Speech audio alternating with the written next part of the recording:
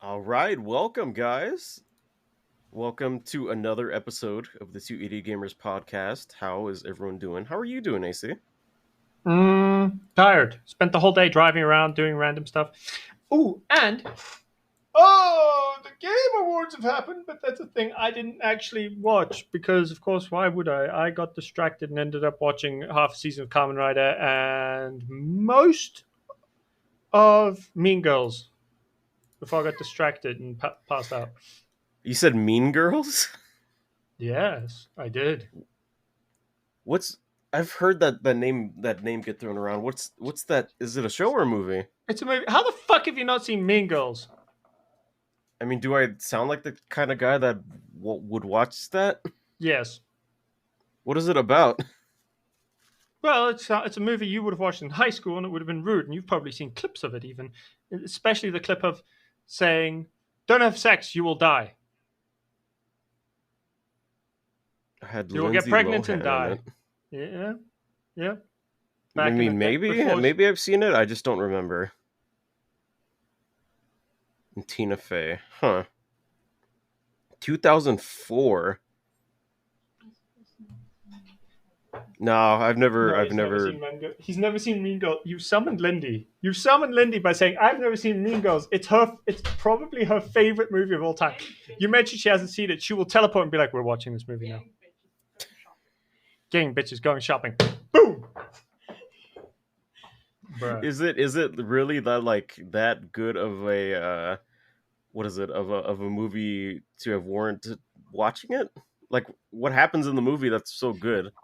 It's funny as hell. It's just a really good comedy, and it's very it's more specifically a very good American comedy where it comments on a lot of American shit in high school. You'll probably actually empathize with the characters better than I could because you know you went to an American high school, I went to a South African high school, and the culture's not the same. Okay, is it like about bullying and stuff? Is it about bullying and stuff? Lindy, what's Mean Girls is about? Is it about bullying and that is the I vaguest mean, thing it's a I've ever heard. genuine question. I haven't seen the movie. It's about high school politics. That's what it's about, and that's the only way to describe it because it's high school politics, man.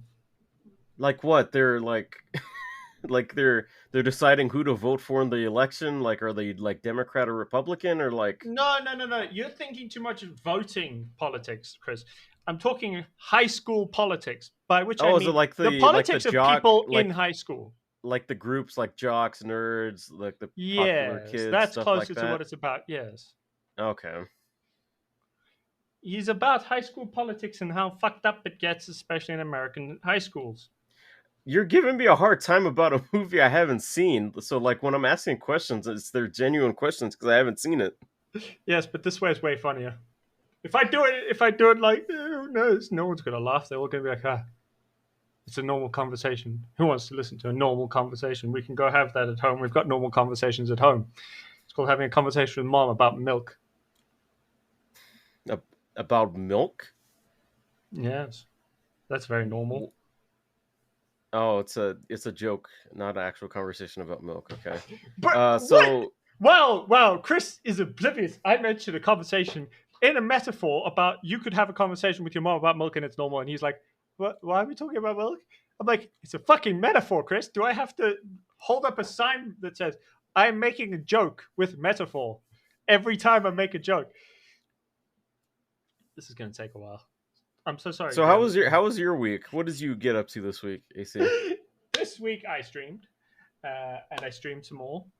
And then I streamed a little bit more on top of that while trying to edit through an entire video, which I haven't finished. And then yesterday, no, the day before yesterday, Lindy was like, "Cool, let's do edibles." I got insanely high. She did apparently tell me not to take a red one. We both took the red ones. We both. I could taste colors and hear numbers. How many like grams was it? 70 grams. Jesus. I'm never doing that again. What? It wasn't an enjoyable experience. No, because it felt like I was walking through sludge the entire time, and you know, my brain was fucked. So I was just like, nothing's funny. I just want to. And then I passed out, and then I threw up very violently. So So- yeah, no, I'm oh good no! staying sober. What was Lindy's experience? Lindy enjoyed it. She was fine. I woke up the next morning after chundering. She was still awake. I went to see her. She was like, "Yo, what up?" She'd cleaned like she apparently she cleaned up the massive amounts of chunder that was on the floor before she got the buckets in my face. And like I didn't even notice in the morning. I woke up like, what? I swear there was vomit here. Well, you threw up on the floor? Well, I was trying to run to the bathroom to get the vomit into the toilet, right? Yeah. Responsibly. The problem is I took 2 steps and the vomit came out. Right. And then I Oh, dropped it. And I was just like, oh, that sucked. And then I tried to stand up and then some more came out. did And I was like, Chewie I'm going to eat stay. any of it? No, Chewy kind of woke up from his perch on the couch, looked at me and went, that's gross, and went back to sleep. Chewy didn't give a shit. He was like, wow, my human is stoned, but he's also completely useless to me because he won't give me a treat, so he can fuck off. Like, you bitch. I'm so stoned here, brain's not working. Sorry, I just had a yawn. Whew. Yeah, I noticed you had a yawn. That was a long yawn. It went on for like 3.5 days. So, you feeling okay now? Yeah, but I was still like mostly high the whole of yesterday. Dude, that would have been fun to record something. But like I wasn't like super high yesterday. It was like the super mellow high you get. But I mean, it was edible, so they last way the fuck longer than just normal high. Yeah. I was only starting to feel like properly like my head was back to normal at about like 5 o'clock yesterday.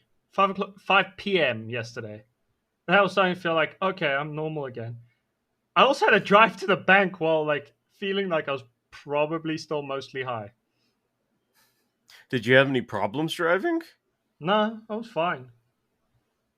The drive was So, easy. what kind of high do you get? Like, are you like the giggly high, or are you just like real like mellow, just like sinking in like the couch? Lindy, what kind of high do I get? Do I get mellow high? Do I get giggly high? Do I get It's really, I don't know. It's like no? normal, sometimes weekly, but with that, it was very much you're okay, and then you were complaining that you didn't feel okay. And we're waiting Hmm. for an answer, guys. Okay, so apparently I was super mellow and I started like falling asleep until I just was like, I'm gonna chunder. You can't sit here and And that's when you threw up. Hmm. Mm, funny and you know. damn. See, I've only gotten high like maybe like twice, and Hmm. it's just me laughing a lot and just like getting really tired.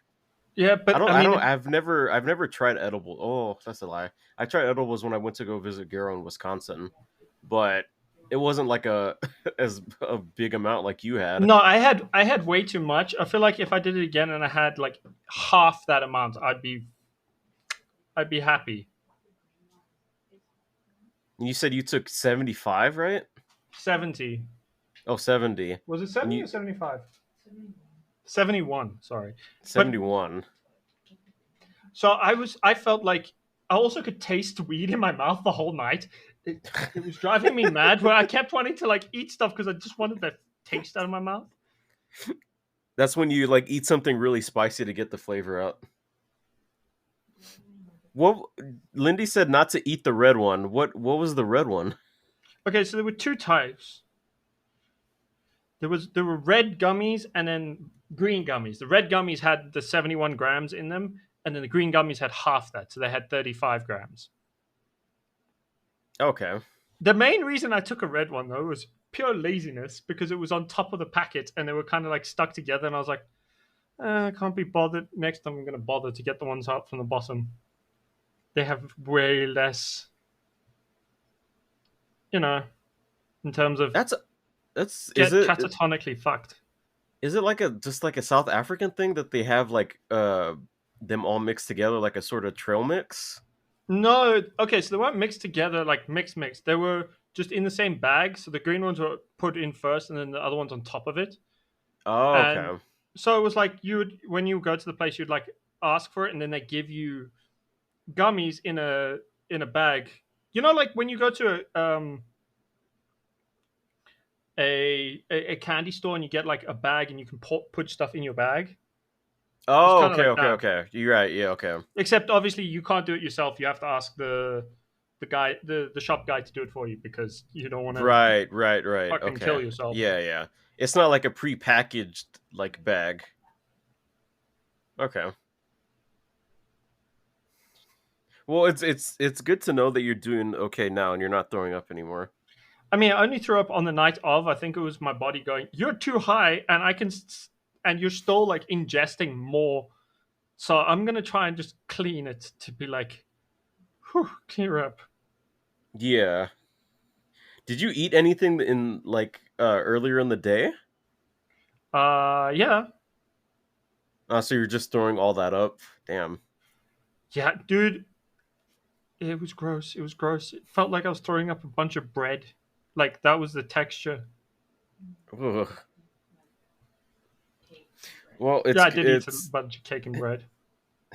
it's nice that you're feeling better. Uh, I'm so glad to be feeling better. Like, Never again. I will probably do it again, but it won't be for a long time. Would you ever like want to do that high amount? No, not a fucking chance will I do that much again. I will do half that max. Because I'm Also, sure like Lindy it says, takes. What's up? also, quick thing. Lindy's just walking out and she was like, I have to tell you that we are watching Mean Girls on Space VTubers Collective one of the like tomorrow and for the podcast. Apparently, we have to watch it for the podcast.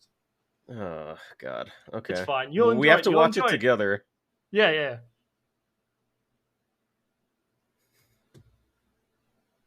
What was I gonna ask? Oh, it should take into account your body weight too, right? Like Yeah, how much you eat, like how hard it hits you. yeah. So I weigh like 90 kilograms, which I have no idea what that is in pounds. It's like 100 and something 200. pounds. 200 pounds? Because that's how much I. Let me see. You don't weigh 90, 90 kilograms. 90 kilograms. That's 198 pounds. It's 200 pounds. how much is it? 198 pounds. 198 pounds. I'm 198 Because pounds. I can do 200 pounds on the electrical. Oh, so you can lift my weight. Yes, I can. Well, you can pull down my weight anyway. I can't lift it. I can put it down. I weigh like 230, 240, I think. Ain't Maybe less. it's I mean, I have been eating a lot of pizza lately, so maybe it's gone up. Um, I mean, I can pick you do you up. work out at least? I mean, not like you, no. You should work out more. Working out's good. Make some coffee. Oh yeah, Um, and Lindy's strong enough to pick me up with like one arm if she wants to. yeah, you did say that you're scared of her, so Yeah. like it wouldn't surprise me why. So, so you said you were streaming. What did you end up streaming? What were you getting up to? More like a dragon? Yeah, it was like a dragon for Monday and Tuesday. Hmm. And then I kind of like on Tuesday when I was doing it, I kind of lost a lot of viewers and I kind of got bored of it. I don't know. It's one of those things where I'd been playing it too long in one boost. So I switched to Dragon Ball Xenoverse. Had a fuck ton of fun. Played that the next day, and now I'm like, if I stream again, I'm gonna stream something completely different. I don't want to play either of those now.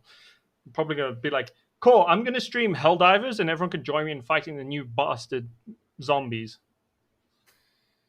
It's I'm how do I pronounce this? I just had a fucking stroke right there.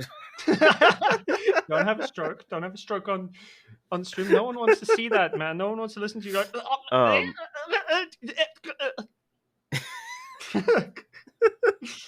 it is kind of sad that you're not going to be streaming Like a Dragon anymore because that game is like super fucking good.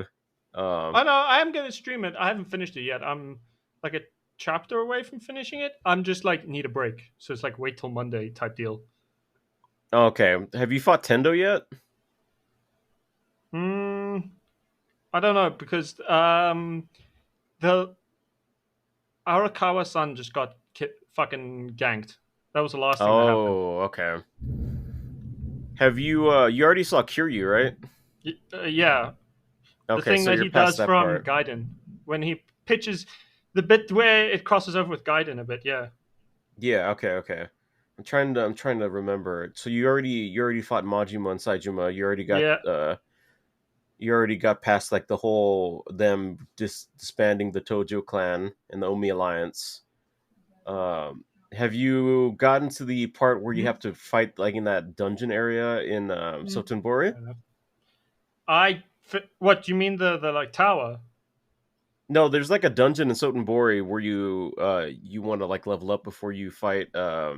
Majima and Saijima. Yeah, it's a Oh, tower. that's It's called the tower. You fight unless there's because another I'm one that's coming. yeah, because there's a thing in the Millennium Tower you have to go through. Because yeah, the one I did was in Suntenburi. Yeah, that's the one I'm talking about, Sotenbori. But I think that's before you fight Saijima and Majima. Yeah, the whole That's before you fight Saijima and Majima, and I used it to get strong enough to actually beat them because I tried and I was under leveled, and I just got yeah, ganked. And then I beat them by spamming the fucking orbital laser until they died. It was so irritating to fight them normally that I was like, fuck you guys, I'm just gonna hit you with an orbital laser till I win. yeah. What team comp are you running? What jobs are you Um running with the characters? Because when I did it, I ran Ichiban as hero, Adachi as enforcer, um, Psycho as idol, and then I forgot the homeless dude's name. I had him as just like the homeless guy job, so he can like debuff them. hmm. I mean, I just kept him as a homeless job because you can use his like magic fire attack, which Yeah, fucks yeah, up everyone. So I was spamming that and the laser thing, and I had Sungi Han, or Jungi Han.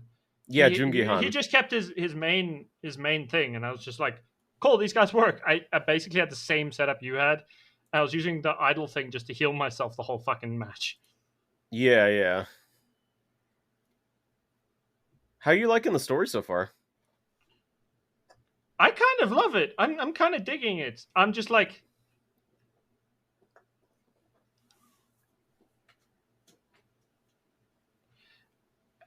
it's weird because I'm like watching, and being like, this is traumatizing shit. But Wait, I'm what loving part it. is traumatizing? Well, for one thing, him just like making up with his father figure, and then his father figure getting Oh, right, instantly yeah. murdered. Which, to be fair, I called it. Where you're like, oh wow, this reconciliation. Yeah, he's definitely dying. Dude, the moment he Just walked away from Ichiban alone, I was like, this motherfucker's dead. yeah. It's I like, wish this he man's didn't gonna die die. because he's I such was a like, he's such a cool character. he's cool, and I get why they killed him, but I'm also like, you could have had him around for one more fucking chapter so we'd feel it even more. Hmm. Yeah, I keep also him feel like around it's just kind like, of a waste because George Takai voices him in the English dub. maybe that's why they killed him. He was too expensive to keep. Yeah. Uh. They were Um. like, we'd love to keep you, but you're too goddamn expensive. So we're gonna kill off your character. It's like, oh, rude. Oh man. Did you fight Kiryu yet, or have you gotten past that? Kiryu, I haven't fought Kiryu. I fought with him, where he was like my ally. Oh, okay, okay. Just that. Just wait. That fight is rough. It was. I know it's going to be rough. I fought against Majima and Saijima, who I know aren't as overpowered as Kiryu because they weren't the player character for 5 games each. Yeah, the Kiryu fight is really rough. Just a tip for when you fight him. Mhm. Have the two female characters in your party because he doesn't attack them. That's the So like problem. the I kept dying when I was doing the Saijima Majima fight, right? Because they would yeah. just fucking hyper aggro Ichiban until he died. And if Ichiban dies, you instantly lose. So I was just stuck. Yeah, dude, I hate that. I fucking hate that. Like in Dude, it was so that in annoying. and in Persona 4, the Persona games, as soon as like Joker, like the character you control dies, it just like it's an automatic loss. I was so annoyed because I'm like, everyone else is on full health, and then you just aggroed Ichiban to death, and now I have to do all of this shit again. And it was irritating enough getting here the first time Yeah. because like it would be routinely Saijima who did it. He would just like aggro the fuck out of Ichiban, and he has one like attack that just does stupid amounts of damage, and you Oh can't do god, and the shit until fucking you're dead. clones that he can summon. Okay, that was Majima, and taking care of the clones wasn't bad. I just orbital lasered them twice, and they Yeah. died. You just spam orbital lasers until they stop moving. I just find it really bullshit when the character you control or your the main character just dies and everything ends Yeah, when you have revival items that the yeah, other characters that you can like tell what to do can use.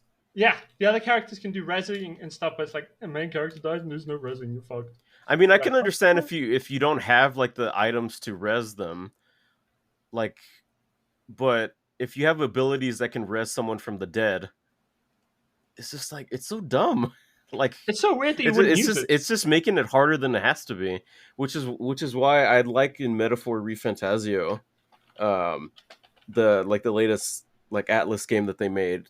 Like if the character you control, like the main character dies, it doesn't end the fight. You can just res them, which is really it's a nice quality of life change.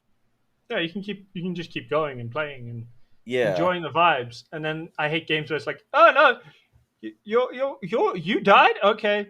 Well, I guess you have to do all that again from the fucking beginning. And I'm you like, have to oh, watch all the cutscenes and stuff. oh no, you can skip them. But it's still you have to redo Yeah. like half the fight. Like you remember when you get killed in a second phase of a fight, Oh yeah. but like it was a struggle to get there, and then when you get killed and gets resent to the beginning of it, you're like, well, fuck this game. I'm gonna go do something completely fucking different because I spent an hour beating that boss to get to second phase, and I got bullshitted to death because Ichiban was slightly too squishy against Saijima being hyper aggro against me. So what the fuck? I can't do shit. I'm What just what dead. job do you have Ichiban as? Because I know that Hero. you don't like having. Oh, you do have him as hero. I had him as hero because I liked having the AOE bat Yeah, attacks the bat attack. Yeah, because they're incredibly helpful when you have to deal with like an entire crowd of guys. And it got like I had him as bodyguard because I really liked the sword style and I enjoyed it. But then the fucking thing was the biggest fucking problem was the fact that when I would fight with him, he could only target one person at a time unless he was using the orbital laser ability. And I was like, yeah, this this isn't that helpful when I have to fight against like teams, and I'm usually fighting a crowd as opposed to like one guy. yeah, and they're all bunched up, so the area of effect attacks are just like really useful. Yeah, so I was like, you know what? I'm gonna just use the fucking hero thing so I can AOE the shit out of everyone. It worked. Yeah, when you eventually play Infinite Wealth, the one thing that's like a huge upgrade is being able to move and position your character that you're selecting, as opposed to like a dragon where they just move randomly and you just gotta wait until they The move into fact the that right they spot. the fact that they move randomly is so fucking irritating. It drives me Yeah, mad. it's a good thing that they changed that in Infinite Wealth, so you can actually like position yourself to hit like more targets with like the bat move. right? Yeah, It's so much more useful, but then like you have to hope everyone stays bunched up in that way, so you like rush through combat so you can actually hit crowds, you know? yeah. Have you have you been like upgrading their armor and like their weapons to like the highest? Oh, the whole time. Yeah, okay, that's good. Because like the hero's bat is like the best weapon for Ichiban. I have not been using that. I've been using the one I got it as a reward at the end of the tower. I use a completely different bat. I mean, it Yeah, was a the hero's bat is upgradable from like the bat that you get at the beginning of the game. hmm, It does like I electric damage, and I think it provides like a stat boost with his heal. I think. probably I'll have to double check. Yeah, there's like a bunch of guides you can look up to get like their each of like the players like best weapons for their jobs, and it provides like a really good bonus. Like I know the idol's like best weapon, it provides more healing when you do like the healing moves, Yeah, yeah. I mean, I which kind of have yeah. I had a thing where whenever I used the healing moves, it regardless of like the level of my characters, she would always heal them up to max health, regardless of which ability she used as well. It's just like, oh, resets everyone to full health. I was like, I'm gonna spam the Yeah, shit out of that.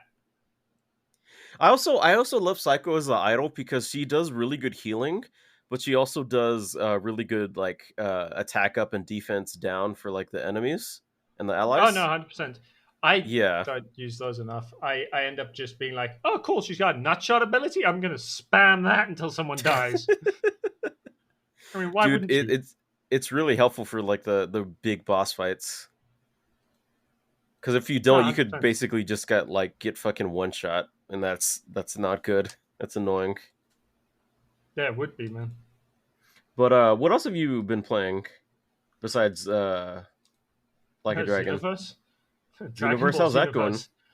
It's going really well. I mean, I'm having potentially way too much fun playing it because it's just really fun to be like fucked up powerful and go through that universe, but like as a character that's your own Is it Xenoverse 1 or 2?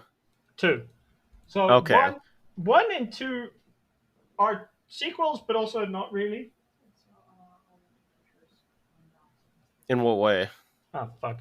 So the story kind of feels like it's repeating from one, right? From what I remember. Fortunately, I haven't played one since I was like 16, so it's been like over 10 years since I played the game, so it doesn't really bother me too much that it's a bit wonky. But I'm also Yeah, like, I haven't played either, so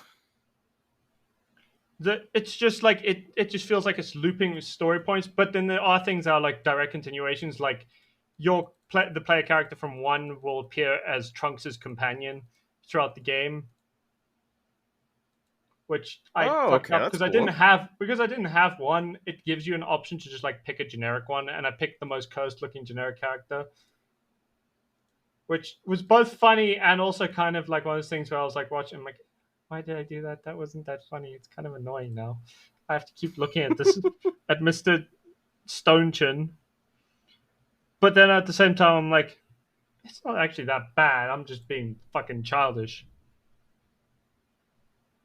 because I like my cool aesthetic looking dudes, and now I've got a guy with a weird tiny bit of hair at the top of his head, and that's like it. It's so dumb. Did you make your character as like an alien or I've made several characters. So I've made one for each race, Mhm. but I named them all. Uh, my current nerddom has taken over, and I've named all my characters after Kamen Riders, after the Of like character course. names. So you wouldn't be able to know exactly who they are unless you already knew. Yeah. But like, it's really funny because Lindy walked in, she looked at me, and she was like, "Why the fuck did you name the Namekian, whose species can only drink water? They only need water for sustenance, right?" Wait, did you pronounce it how do you pronounce it? Namekian. They're from Namek, so they're Namekian. They're called Namekians. Same shit. Different day. You say tomato, I say tomato. Okay, go on. Anyway, so I named him after the Kamen Rider whose entire bit is he gets his superpowers from like candy and treats. Yeah, you told me about that one, right? Yeah, Before? I told you about Gav. You'd actually probably, I mean, you'd have to watch with Gero to keep focus, but you'd probably really like Gav, especially because his music slaps so fucking hard. It is insanely good music. Like I cannot express to you how good the music Gav has is. I can, you know what? I'm gonna send you a link to you've got Spotify, obviously. Yeah. Let me send you a link to the playlist. Just listen to the music. It really doesn't matter. Like, listen to track 3 specifically. We can't play this on stream because we'll instantly get copyright spammed in the balls. But if you can play it Okay. without anyone hearing, just listen to track 3, which is by far my favorite track. That is the right one, right? Yeah. Those are the track that was supposed to track check and check Oh, damn. The music goes so fucking hard, dude. It we're watching when Gav's done. yeah. We're watching Chris. Bro, I always fuck with music that has like orchestra backing. Dude, that But goes like, hard. That's like a fucking boss fight theme. dude, that's his transformation music when he loses his shit. Like, it's also it's just like sorry, I'm wrong. It's his like hardcore battle music. Yeah. That's although this is the so far the way they've used it has made it sound so fucking cool whenever it appears in the show that I get very excited. I mean, it's still kind of silly and anime esque, but like it's so the music just makes it so cool. Yeah, that's like hype ass music. Hmm? Yeah, we like By the end of Dude, that's a really good song. And that you said that one's your favorite? yeah, but there's so many more cool tracks in there. Some of them are like super chilled. Also, the aesthetic of Gav is super cool. Like, if you can see if you can put it in the background there. I'm going to send you a picture that you should show Chad if you can. Just so you can show everyone what Gav looks like because goddamn Gavin Valen looks so cool. Here, I'll post that in chat. Uh, I love their armor designs, and we've gotten save images. Go to. I forget that I have two fucking computers. I Let's see, I have no sympathy for that because it's too funny to me that you're like. a very silly series. I mean, you call it silly, but like Silly premise. It's a silly premise. no, it's a silly premise, but like the main character is so endearing. Oh no, it's one of these fucking files. Never mind. I don't need one of these. Gav, But why are you what giving me else have this you been terrible? doing on Xenoverse? You know, while you're trying to find that picture. So in Xenoverse, I've been also just mostly fucking around with the story because it's funny to like just tease it through the whole of the Kamen Rider story, or through like the whole of Dragon Ball Z. That's what I just Yeah, said. And like all including Super. I yeah. so When I but saw you playing a little bit, I saw you were fighting Beerus. yeah, so that was post the Boo arc. hmm So that was the post Boo arc section of the story because you spend like a lot of time trying to figure out where a bunch of characters are. Yeah. So there's a guy. So Trunks' partner has gone missing, and I'm spending my time doing that while also trying to unlock some of the cooler abilities, like the fact that you can go Super Saiyan if you chose the Saiyan race up to Super Saiyan 3, and like you actually get slightly different looks to whatever you designed your character to look like, which is always fun. Hmm. And, and a slight obsession with playing as Frieza's race because they're weirdly cool. Like Frieza himself is kind of a dumbass, but you can get like Cooler as your teacher or Cell. I went on an entire tangent about how cool, how funny I think Cell is as a just a As a teacher character. yeah, but I was also like every time I played it, I kept seeing the like meme versions in my head. Like the version of um That's what Cell I see the in my Kamen head. Rider guy looks like.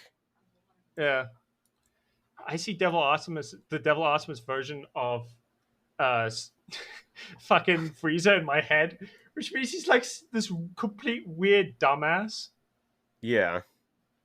and I just think it's so funny. Like thinking of the Cell who, because in the game he's presented as like the canonical Cell who's kind of intimidating and angry and wants to kill us. Yeah. But then you get like, I kept whenever I saw him, I was like, Cell, where's Kermit? Where's fucking Kermit? This Kermit. Have you seen the Devil Artemis versions? Yeah, of, I have. And I'm just like, so where's Kermit? Where's Kermit? Where's he gonna lead us on a deranged adventure? Uh, the latest one of the Devil Artemis shit that I saw was Wallace and Gromit versus Cell. And he fucking so Wallace fucking just funny. runs over Cell with his car. Dude. And then fucking Shaun the Sheep comes out, and then Cell just like fucking energy blast keys him. Yep. Oh, my fucking face. You've been laughing your ass off too much. Yeah, man. honestly, I feel like it's a double-edged sword when someone makes like a fan iteration of a character where like the fan interpretation of the character outshines like the original canon one. But like so the like canon version, like as you were saying, like you can't you look at Cell and you're just like, where's Kermit? yeah, it's only Cell that gets that because Cell in canon was kind of a non-character. He was just like the bad guy trying to blow up the Earth, right? But like he wasn't interested. Yeah, there wasn't any more motivations outside of like that. To Cell himself, there wasn't that much interesting around him. But like, the androids he absorbed were really interesting characters, and that's why they like stuck around, and you like see them in Super and stuff. You see them like later on, and like 18 marries Krillin and they have a kid, and that's cool. Like it's really cool that those characters actually like had a story. They were interesting. They weren't like one-dimensionally evil like the kind of future versions of them that Trunks had to deal with. Yeah, and 17 becomes like a preservation. Yeah, preservation guy. And has his own family. Which I found out that apparently he did it because what was it, 16? The one that Cell kills? Yeah. He was inspired to do that because of that. Yeah. Because of that android. Yeah, he did it as like a tribute to the other android who they both seem to refer to as like their older brother. Mm-hmm. Because I mean, 16 was obviously an earlier iteration, so therefore younger and therefore like an older character. You know what I mean? Yeah.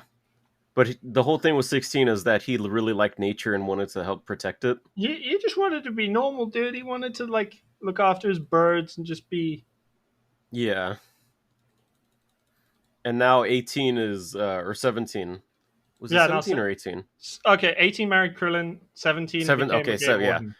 17 is like passing or holding the tradition of like protecting the animals and stuff. Fun fact, their names aren't actually 17 and 18. Like their proper 18 names is Lazuli and then 17 is something else. Lazuli. Yeah. Lazuli and Lazuli. They're both named after like different bits of gemstones, I believe. They've got interesting names. Wait, one's name is Lazuli and one's name is Lazuli? Yeah. Really? Oh. Yeah. I would have thought it would be like a different mineral, not like the same one, just like they're supposed to be twins.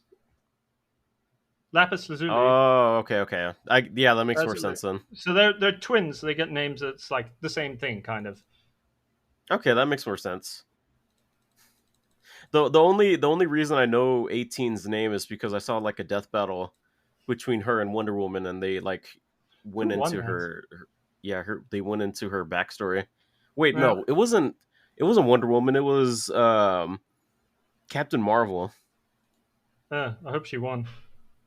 No, I it really was don't like it Carol was it was Danvers. 18. It was 18 that one. No, I was saying I hope 18 won. I don't like Carol Danvers. Really? Why not? Is it because of Civil War Two? A bit, Yes, dude. Civil but War like Two also completely killed her character. but like she whenever she appears, I just feel slightly annoyed. I don't know. She seems like the biggest stick in the mud, but like in dumb ways. Also, Civil War Two was one of the stupidest storylines I've ever I read. know. I'm like, Fucking why is she doing this? This feels pointless. Like you're starting a point like this fight, but all it's dude. really going to do is I cause feel you like problems. Civil War Two was what Injustice did to Wonder Woman's character. Yeah, Because Injustice like made everyone for just fucking hate Wonder Woman because she just she fueled was a Clark's anger and bitch. shit. Yeah, she was Dude, just she like a was huge such a asshole. fucking bitch and like unnecessarily bitchy, like all the time. You sitting there like, what the fuck? Why are you being such a bitch? You And did then this. Civil War Two just like made Carol into like a future policeman. Like, oh, there's this Inhuman that could potentially see the future. Oh, Miles, it showed the guy had that Inhuman had a precognition vision that you killed Captain America. Okay, we got to put you in custody now. Sorry. And it's like there's not even context for what happened with Captain America. Like, Yeah, because I swear that was followed up with Captain America turning out to be fucking evil and part of Hydra. yeah, that was the whole Secret Empire storyline. Like, which I'm pretty sure followed like almost directly after Civil War Two. And I'm like, see, Yeah, Carol, you're a fucking idiot. You're causing pointless problems. and I like that Iron Man eventually found out that the Inhuman dude wasn't seeing the future. He was seeing like a probability of a future. Like it wasn't like 100% set in stone. No, like nothing's set in stone. And like Carol's like, no, I Or don't is feel in bad about what motion. I did. I Or don't is feel in bad about motion what I the did. future is. No, yeah. Carol's like you're sitting there like, Carol, you almost killed a young man for no goddamn reason. Fuck you. And then Miss Marvel, who is now a way better character, Yeah, still idolizes her for some reason. I'm like, yeah. for what? For fucking what? What has she done to earn your idolism? I would hope that a future like storyline has Carol like struggling with the ramifications of Civil War Two and like how she feels bad about what happened and her Not like eventually like yeah I what I did was wrong and I feel really bad about it. I hope you guys could forgive me. That would like bring like some like closure to that whole Civil War Two storyline. that would Because require the writers to actually have the balls to do that. yeah, Like they're not going to. we can hope. Hmm. Hmm. And don't even Also, fucking it's get too me long. started with don't even get me started with how they're fucking messing up Spider-Man and Paul and MJ and like they're doing so much better in the Ultimate Spider-Man storyline. Dude, the main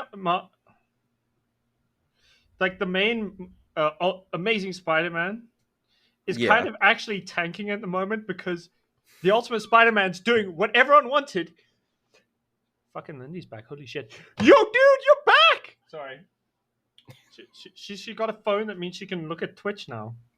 Yay. Anyway, so that whole storyline with the Paul and shit, I don't understand why they did that. I I don't know. know, it's so It fucking doesn't make stupid. sense. You're like, just give Peter the fucking W, man. And if you're gonna be like this, stop making pine after MJ. Go have him paired up with Black Cat, and stop being little bitches Yeah. about it. Just have him be happy. But it's Spider-Man, he can't ever be happy. But So like say the currently writers. there's he's like in a relationship with this other lady. But from like Yeah. what I read recently. Um Yeah, but like the whole like it's so bad.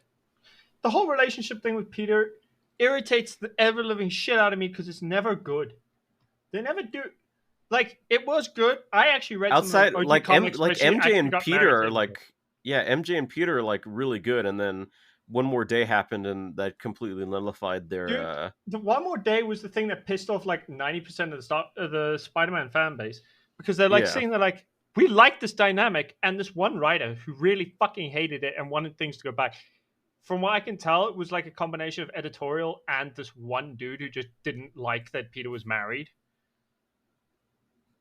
Fucked with it. so Like it's so that's basically what stupid. happened. This one guy was like, I want to get rid of this basically. And then the One More Day storyline, holy shit, that's one of the stupidest fucking storylines I've ever seen. Where it's Yeah, like, Mephisto comes out of nowhere like, I want your marriage. no, but it's even worse that Peter goes with it. You sit there and you're like, why the fuck would Oh Peter just go with wait, it? from what I remember of One More Day, Aunt May gets shot, and he's Yeah, like, I want Aunt May to live, and then Mephisto comes and like, I can do that, but I want your marriage in return, and like, okay. yeah, but Spider-Man's like, okay, so 3 things here, right? Thing number yeah, one. Spider-Man and Mephisto, no fucking history together before that. They didn't have a thing. They didn't know each other. They didn't interact. They were not like characters who were meant to even be vaguely nearby each other. That wasn't what they were for, right? And the Marvel writers were like, hey, let's use Mephisto to steal his wedding. Then, second, Aunt May would be fucking appalled that this is the choice that Peter made. Like, yeah. easily, she'd be like, what the fuck choice was that? Are you a deranged idiot? What the fuck? Let me die. I'm like 900. Just let me fucking die. She's like 900. She's so old. She's been in her late 80s since the 60s. Yeah. How old do you think she is? She should be dead by now, man. Like, kill off Aunt May. That is fine. Let that be a new status quo. Let Aunt May die and go be with Ben. They could And just, easily like- just make it a big story about him having to let go of Aunt May after losing Uncle Ben. But no. Right? That would have been a way better story than what we got. Yeah, What we more got character was development and stupid. shit, but no. No, what we got was stupid and regressive and just reset the status quo. And it's because Marvel has no balls. They got no balls. And they They just don't wanna love end their stories- torturing Peter. They just want to keep making money off Peter, but they could make the if they had balls, right? They would let Peter Mhm. end his story and let Miles become the full-time only Spider-Man. Like, they'd let Peter age out of being Spider-Man and end his story. Like, properly end it. Let him maybe become the mentor, but nothing else. You know what Yeah, I mean? I can agree with some parts of that. I don't think Peter should retire from being Spider-Man. I do, because it makes for a transition where he can go from being the young kind of dumb superhero who kind of tries his best to help everyone to the old wise man who can teach. Like, think of the difference between Spider-Man now and if he was like Bruce Wayne in Batman Beyond, right? You could get Oh yeah, Batman just Beyond yeah. a Batman Beyond Spider. Yeah, I can get behind that. He's like too old to really do anything, so he just like is like the man in the chair. But Yeah, like he's- as it is right now, he's still young. Yeah, but that's because they give him a sliding timeline and they keep him young. He should be old. He's been Yeah. doing this since the 60s, dude. Like, his character's over 50 years old. You can let him retire and have new people take up the mantle. They've done it before with other characters. Like, Dude, there's like so many other fucking iconic spider characters. people. There are. There's Peter, there's Miles, there's Ben Riley, there's Kane. See, this is also another reason why a lot of people really like the Spider-Verse Peter.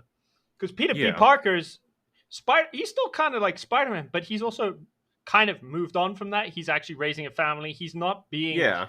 he's not just staying stagnantly the same character. He's like a middle-aged man just living his best dad life. And I'm like, Yeah, and That's right. that's another reason why so many Spider-Man fans love Ultimate Spider-Man, like the new he's also Ultimate Spider-Man, the new one, because that's what he is he's as well. married with MJ and has like 2 kids. yeah, and that he was like that before he got his powers. There's also the Oh. Renew Vows version of Spider-Man, who stayed married to MJ. So he lives in a universe where um, that fucking stupid comic. What was it called? You mentioned it earlier. My brain's forgotten its name. It's so One bad. More Day. One More Day. That one. That one didn't happen. So he lives in a universe where that didn't happen. Aunt May died and stayed Mm-hmm. dead, and he stayed married to MJ, and they had a daughter named same as the Mayday. version. Mayday, yeah. No, not Mayday. Anna Marie. Oh. They different. It's a different version of her because she's like a little redhead kid with. But her, she inherited Peter's powers, right? Mm-hmm. But she got spider sense on crack, where it's like she can predict, she can use it to see the future, essentially. Oh, okay. So she's got like insanely powerful spider sense, and she's not as strong as her dad, and Mm-hmm. or her mom, because her mom got a suit from the enemy that was like the main antagonist of that storyline that gives her the powers of any superhero she's nearby, and because she and Peter usually go and do superhero shit together, she's just Spider Woman, but she gets like half his strength, which makes for a really cool dynamic of like a family of superheroes. It's like the Incredibles, but they're all spider people. Yeah. And then she loses that suit and gets a Venom, and then gets a symbiote, which works better for giving her powers. Less likely to just like, fuck out. Yeah. Have you been reading The Ultimate Spider-Man? I have not. I kind of fell off on superheroes after Captain America said "Hail Hydra." So the whole thing with That Ultimate was Spider-Man, the whole thing with Ultimate Spider-Man is it takes place in Universe 6160. yeah, Are Ultimate you Universe. familiar with like the Maker? I am. So basically, the Maker created another universe. He stopped Wait, a lot of the Franklin. stuff. Wait, was this Franklin Richards or No, another this maker? is Because Ultimate. Franklin Richards was also making universes This for was a Ultimate. while. This was the Ultimate Universe version of Reed Richards. He went all Yeah, it was. evil. I remember. Uh, I can't remember why he went evil. I remember it being a stupid reason for him going evil, oh, but they let him evil basically, because it was kind of interesting. basically, Sue Storm broke his heart, and he became like super bitter about it. Yeah, you see, his reason for becoming evil was dumb as fuck. Yeah. So, Like Reed Richards, the in smartest man in reality, is a love struck moron. Yay. I in hate the him. Ultimate Spider-Man universe, the new one, Yeah. the Maker went back in time, stopped a lot of stuff from happening. So, like Fantastic Four, they died. The Reed Richards of the 6160 universe, Maker basically tortured him until his mind basically broke and turned him into Doctor Doom. Um, he stopped the spider from biting Peter Parker, so he never became Spider-Man. Well, Um, he didn't become Spider-Man at the normal time. yeah, he Or the didn't become same as Spider-Man at the normal time. But flash forward to like the present time. Peter is like still working at the Daily Bugle. Aunt May died, but Uncle Ben is still alive. Um, Huh. he's friendly with J. Jonah Jameson. Uh, but the whole time, his whole life, he's felt like something was missing. So when Iron Lad, which is basically Tony Stark from the future, gives him like the spider and like the suit, like, and tells him, "Hey, uh, there's this file that the Maker had that your name was on it. So here's the spider. You know something's been off about your whole life. Something's been missing. Yeah. Don't you want to take control of your life?" And he's like, "Yes, I do," and become Spider-Man. And it's so much better because him and MJ are like are married and have like kids and shit, and Is they're she like isn't she like a the nice the man in the chair healthy for him? relationship. Isn't What's she up? like isn't she like the man in the chair for Spider-Man for this iteration? No, not really. She's Because just like she's going about her own thing, and she eventually does find out that Peter is Spider-Man, but yeah, she I doesn't remember really seeing that. offer him like as any like man in the chair help. Shame. It's super fucking good. It's so much better than the current run of Spider-Man right Well, now. at least Amazing Spider-Man, right? Yeah. Anyway, also just because I've been looking at the background of Gav and Valen, Hmm. the two like main Kamen Riders of the present run. I I think you, if of those two characters, the one you will probably enjoy more is Valen, the secondary rider. The Even one though on the his right or left? okay, so Gav is the one in purple, and the one in Mm-hmm. red is Valen. So the main rider is Gav, and he gets powers kind of by like eating candies, and they generate whenever he eats something that like he finds absolutely delicious and brings him joy, it like generates a little. So it joins us. It generates like a little gacha kind of thing, and then if he puts them into I his like, gotcha. I'm calling them a gacha because they kind of look like that, but they're called gacha souls. Mm-hmm. And then when you use them, he puts them into his belt, and then he transforms. The first one he gets from eating like soft gummy sweets. Mm-hmm. Hence, his first form is technically called popping gummy, and that's the one you're looking at now, which is like wine gum armor,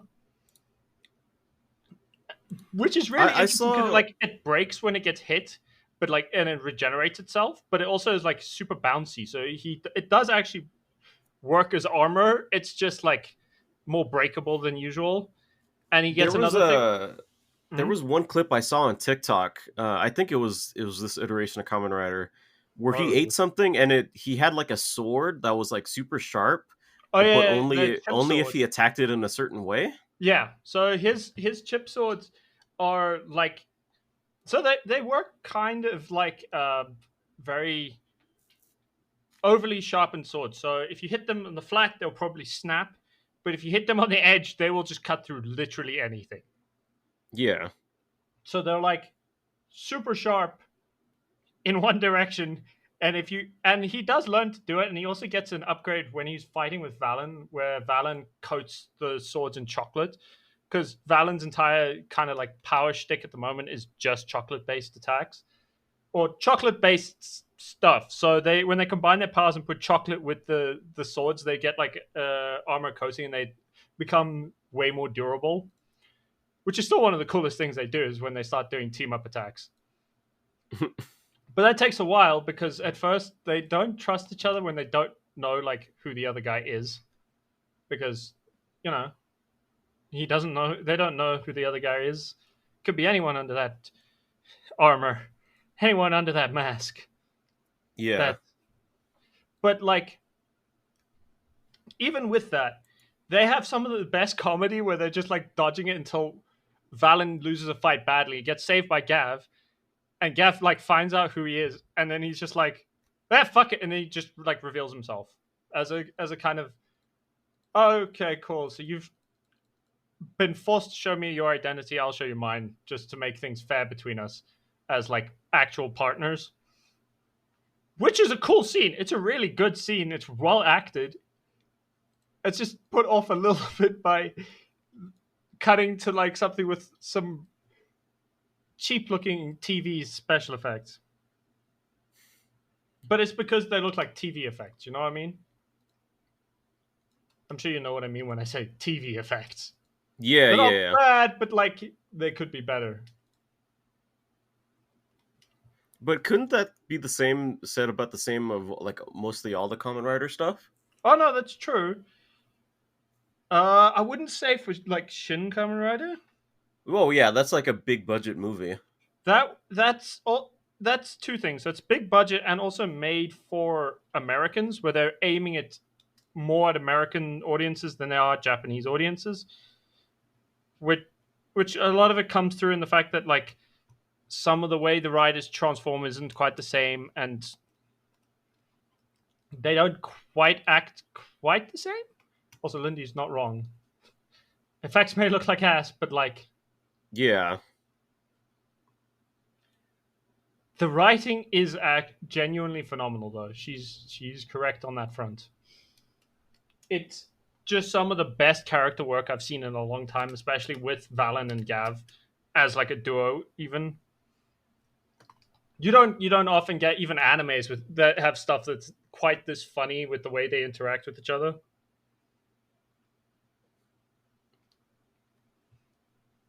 Is that like your favorite iteration of Kamen Rider so far? Uh Or is it like the one that you're currently watching and like posting on YouTube? So Wizard's the one I'm currently posting on YouTube. That's not my favorite. Wizard is far from my favorite. He is cool, but like, if I had to do like a tiered ranking thing on the riders I've seen, I would probably put Wizard at a B. My only like S tier character for me personally would be Kamen Rider Decade, because he was like the first rider I ever saw, so he already holds like a special place by default of being like the first rider I ever saw. You know that thing of like, if you had to say your favorite Pokemon, right? Yeah. Your first thought would be of whoever your first starter was, because there's something special about that starter. That Hmm. was the first one you played with, and that was the first one that you like bonded with nicely. And then it's whoever you developed a love for after that. But for decades, my favorite, because he also appears like he's cool, and then he appears a lot because of how his abilities work. He can appear a lot in separate universes, and he appeared in Gotchard, so the last year's season of Kamen Rider. He appeared at like the end to save his like replacement type character, who had similar power set, but not as cool.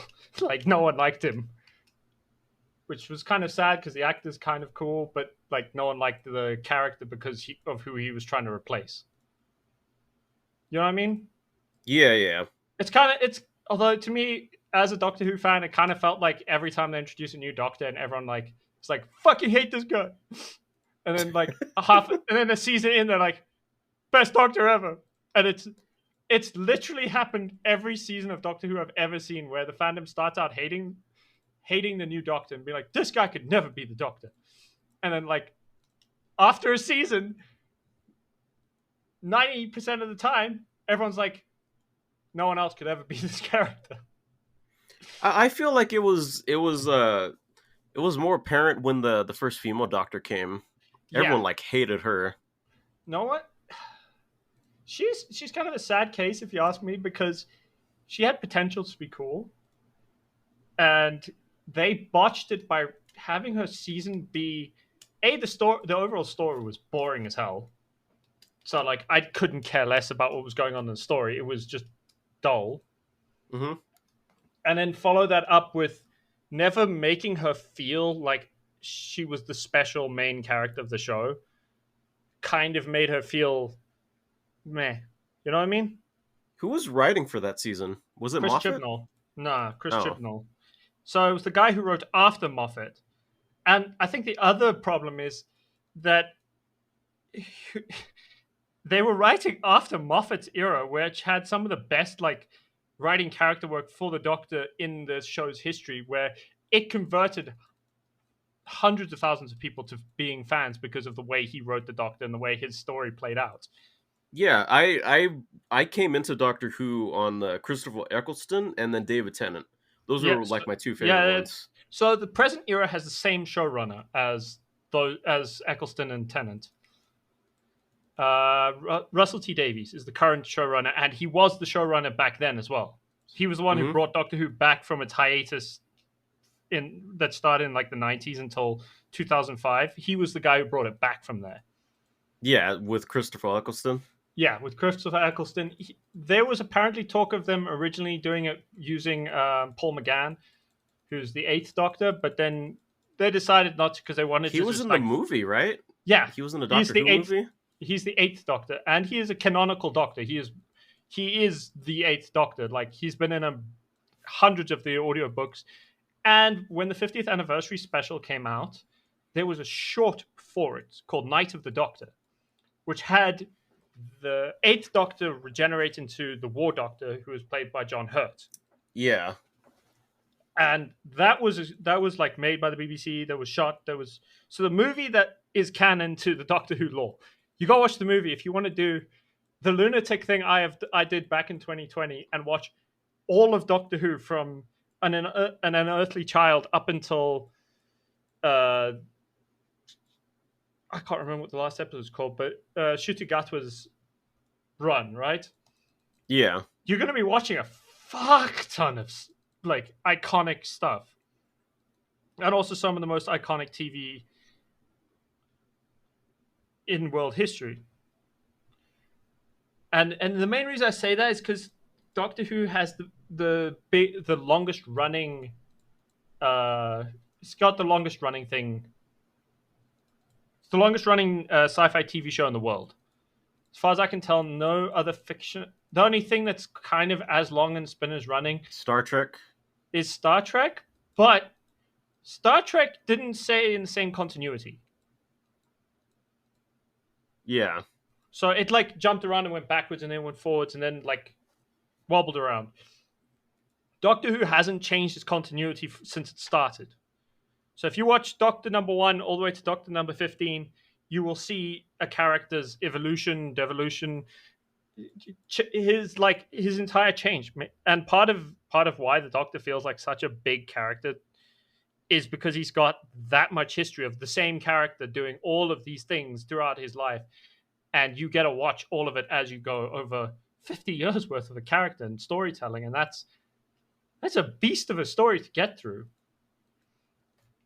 The only other show I can think of that's been continuously running about the same besides Star Trek is Kamen Rider. So America has Star Trek, the UK has Doctor Who, and Japan has Kamen Rider. Kamen Rider is still going, and it's been releasing a season a year since 2000.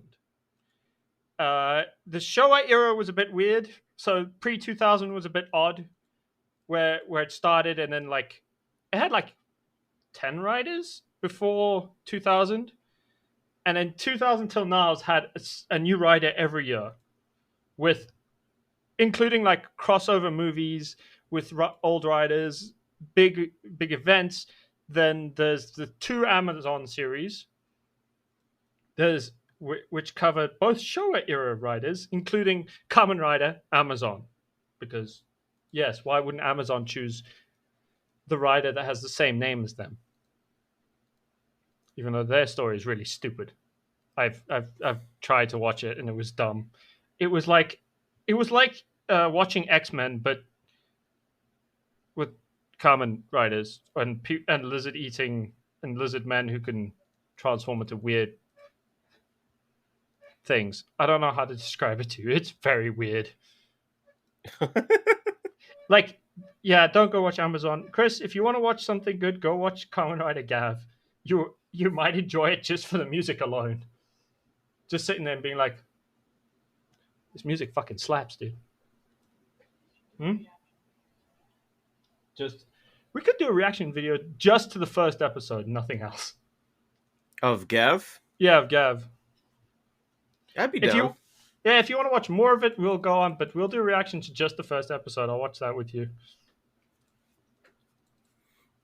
So, what else have you been up to? That's about it, as far as I can tell. Oh, and working on writing another short film. Not a sketch this time, just like an actual, more story-based thing. It's still going to be short because yeah, I have Christmas stuff and a lot of Christmas stuff. We've been making like advent calendar content stuff with Chewy, which I'll probably shoot after this. Before how was he enjoying it? He loses his mind and starts bullying us to get it every day. He's very keen on it. Have you it's on TikTok, right? I haven't my short the Chewy stuff. Not yet. We're doing it as a compilation we're going to put out on Boxing Day. Oh, okay. Because I follow his TikTok, Chewy but not a Wookiee. Yeah. I still think it's a great name for it. Yeah, all the last advent calendars are still here. Yeah, we need to put up the new ones, but we just haven't gotten around to it yet. It's so adorable. What are you gonna plan on playing this week? Or streaming? Is it just gonna be more Like a Dragon, or it's gonna be some Like a Dragon and probably not Elden Ring. Fucking what's that game called? It will come to me in a Xenoverse? Helldivers. Oh, Helldivers. because the new enemies have dropped. The new boys have dropped, so I want to go shoot some zombies, which is going to be an interesting experience because it's quite different to like a lot of other stuff. But also, like, well, yes, there's the shooting of the zombies, which must be done, and I can play my early Christmas gift, which is going to be funny to play because it is a little old game called Spore. I have no idea if Called you know what that is. Spore? Yeah, you don't remember? Oh, You've you never mean played like Spore? Spore, like the creature creator Spore? Yeah. That sounds fun. I don't think I've ever played. Wait, maybe I have played Spore. I can't remember. Well, that's it. You never played it before? Oh no, I used to play it a fuck of a lot when I was a kid. Like we had it on disc. I think I still have the disc somewhere. The like physical disc is somewhere. Yeah, I I I don't know where, but it's somewhere in my house because we genuinely played the shit out of that when I was younger, and it was one of the most fun games I've ever played. Yeah, Lindy got it for cheap on special, and it's also a game that's really fun to make deranged things in. yeah. I I can mean, definitely see you making like crazy fucking creatures and shit.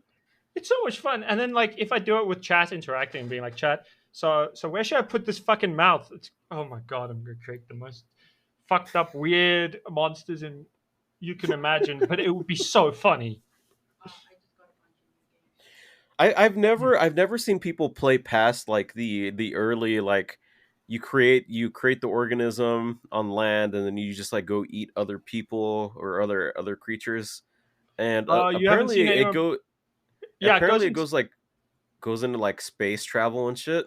yeah. So you start off as an amoeba, and you Uh end huh. the game taking over the entire galaxy, and then getting wiped out by a random monster that's just decided it doesn't like your existence. But that's just average spore experience. Get murdered.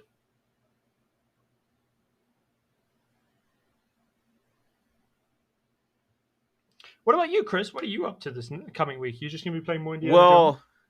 Well, since you asked, I've been uh I've been playing a lot of the Indiana Jones and the Great Circle. It's God, that's a really really good game. I mean, I Usually heard when I heard Harrison Ford appeared at the Game Awards oh yeah. ceremony with Nolan North, who was voicing him. Yeah, dude, it's funny when I played the game. It starts with a little section in that's basically the beginning section of Raiders of the Lost Ark at the Oh, yeah, temple yeah, with the with the with the boulder and shit. boulder. Yeah, Yeah, it's basically that, and it's it's funny. Alfred Molina was in Raiders of the Lost Ark, and he's in his character is in that little section in the game. But yeah. of course, they had to like recast like the voice actor and stuff. But the like the actual model is still there, so it looks like Alfred Molina, but it just I doesn't mean, sound a lot like him. they didn't necessarily Um, even have to. They probably could have just taken audio straight out of the film. I don't know why they wouldn't just do that because it's from the little clips I've seen. It's paced identically to the start bit is paced the same way as the actual film. So I'm like, why don't you guys just use the film sound and the like make it sound like it's just straight up Indiana Jones? Although I can't imagine like maybe hearing Harrison Ford's voice for the original one and then changing to Nolan North would be a little jarring if he didn't dude, perfectly dude. nail the voice. Speaking of that, Nolan North does a fucking really good Harrison Ford impression. Like in that I don't. I beginning wouldn't. section, I was like, "Oh, is that Harrison Ford just like speaking?" But no, it's Nolan North. He Yeah, does a really good Harrison Ford younger impression. Harrison Ford. Yeah, Because yeah, old Harrison Ford doesn't sound the same as he did back then. yeah. It's like it's soup. It's dude. He does a really superb like voice acting job. Like in another thing I really got to give credit to the game. It is like an Indiana Jones movie. Like the humor, the stuff with like the villains and shit, like the pacing. It's like it's exactly how like an Indiana Jones movie would be. There's like a specific part Spiritfarer. where that you meet this nun who's not actually a nun. She's like a reporter, but she's posing as Yeah, a nun to like get information about her sister because her sister's gone like missing. gone missing. And you're in Italy. Uh, you're in Italy, like Mussolini like type era, Oh yeah, like fascist and shit. fascist era. Yeah, I mean, yeah. You're Indiana Jones. Most you're of his stories take place during the 40s yeah, and the Second World War, or just after them. and you're there like you're posing as a like a priest, um, and a fascist there mistakes you for a priest and pulls you like into this confession booth and like, oh, Oh, you've told the story I so gotta many confess times. about my sins. I gotta confess my sins. I've been having an affair with my mother-in-law, and my wife is with child, and my mother-in-law is with child, and like Indy's like trying to get out of it as quick as he can. He's like, oh, just say like 3 Hail Marys and stuff like that. You're forgiven. But the guy's like, oh, I have to confess. I feel so guilty. And as soon as he tells Indy like the shit about the mother-in-law, Indy's like, Jesus Christ, what have you done? And like that like gets the fastest dude like, you're not a priest. And like No. Indy's like, oh fuck it. And he like punches him through like the little confession I the do love the fact confession that window. I love the fact that makes Indy just seem really impatient at all times, and that feels Yeah. perfectly in character for him to be like, He just like punches "Ugh." him through the little window, and he comes out of the booth and he's like, sorry fella, but you really deserve that. And he just like leaves. Bro, that sounds like that Jack It's Sparrow meme of like getting slapped repeatedly by women, being like, "I'm not sure I deserved that. I yeah, did it's deserve like that." it's super fucking good. Also, Um I mean, what's up? sorry to interrupt you. Talking about Indiana Jones, who is potentially one of the best cinematic characters just out there in general. Yeah. But I gotta ask, have you ever heard of a game called Spiritfarer? Spiritfarer, I think I played a little bit. It's like it takes place on a boat, right? And you Yeah, have yeah. to yeah, I played a little bit of it. I didn't get too into it, but it's like really nice. Because Nice cozy game. Lindy got really into it.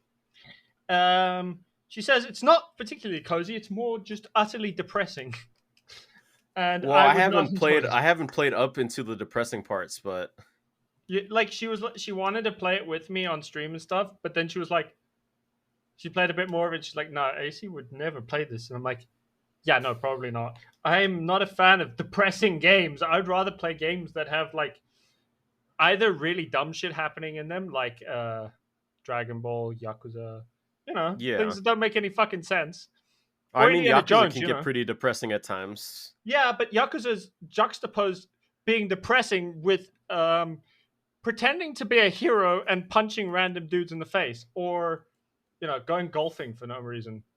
Yeah. It's hard to stay depressed when you're also playing as a dude who's like, you know what? Let's go golfing. Let's go bowling.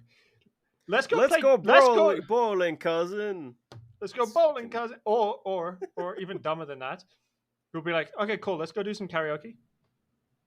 Oh Badly yeah. because the player is terrible at karaoke, and the rhythm game just fucks them up, so that they just fuck up the whole thing, and it just sounds like garbage. And you're like, oh, this is, or getting stuck in a thing where you have to pretend to be like a barkeep for some reason and talk someone out of like, yeah, it's dumb. It's dumb. Half the things you have to do in Yakuza games dumb. Or you have to help Yeah. a drunk mama at something. Or you have to talk a guy into fighting again because he gave it up so he could cross dress. That was a weird I mean, Yakuza Zero. that's par for a course in Yakuza sub stories and story shit. Do you remember which sub story I'm referring to there? With the you have to help a mama learn to fight again, like after they decided to be a cross dress or something. I can't remember what the logic was. I just remember it being confusing as hell in Yakuza Zero. That one doesn't come to mind. No. You don't remember that? Could No. have been Yakuza 1 then. Maybe. I just remember it being jarringly weird. And like it was a sub story. It wasn't like the main thing. It was a weird sub story, but like There's the sub story that I remember that there's a woman dressing like a man in the Yakuza, and there's like a guy dressing like a lady, and then I you have do to remember fight. that. You have to fight them. I remember that too, and I also remember that being also utterly bizarre and like none of it making sense, and everyone being like, "What the fuck is going on?" And but also the fact that Kiryu just kind of went, "Whatever, I'll beat the shit out of all of you. Whatever, this is dumb as fuck, and you're all Yeah, trying to kill me. Whatever, moving on with life." Young but Kiryu yeah, just going back to Great Circle. yes, great I circle. I need to hear more like about the game. I'm not exaggerating when I say like it's basically just like an Indiana Jones movie. A lot of people have said that the writing is just like on par to what you've seen in the Indiana Jones movies. It's The good super ones or fucking the bad good. ones? Like the So good ones. so not Dial of Destiny. It's not Dial of Destiny. It's It's the it's more OGs. like Raiders of the Lost Ark, Temple of Doom, Last Crusade. I loved Last Crusade. I think Kingdom of the Crystal Skull is overhated. Yeah, I like that one. It was okay.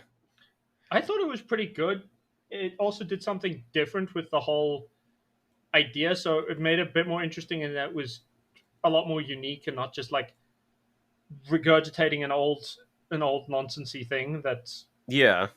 it was like trying something different, and it had interesting places to go and interesting characters and a weird villain who got a weird comeuppance and died in a dumb way.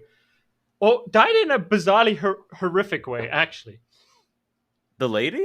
Yeah, she got her Oh head yeah, like popped by the she gets her head like melted by the alien. yeah yeah like that was weird and like weirdly graphic as well for Yeah. was probably like a PG-13 movie. You're watching like wow that was I mean, extreme. was it more graphic than the guy's face melting in Raiders of the Lost Ark? No, it was about the same level. Mm. Like I mean that was the point. That was also weirdly graphic. That's just the Yeah. tone of Indiana Jones. It's always had this like bizarrely graphic murder scene at the end of most of them. Like Last Crusade had a dude aged to death, and you kind of like see his skin turn to dust Oh over his yeah, with skeleton, the and then holy like he drinks from the wrong holy grail. from the wrong grail, yeah.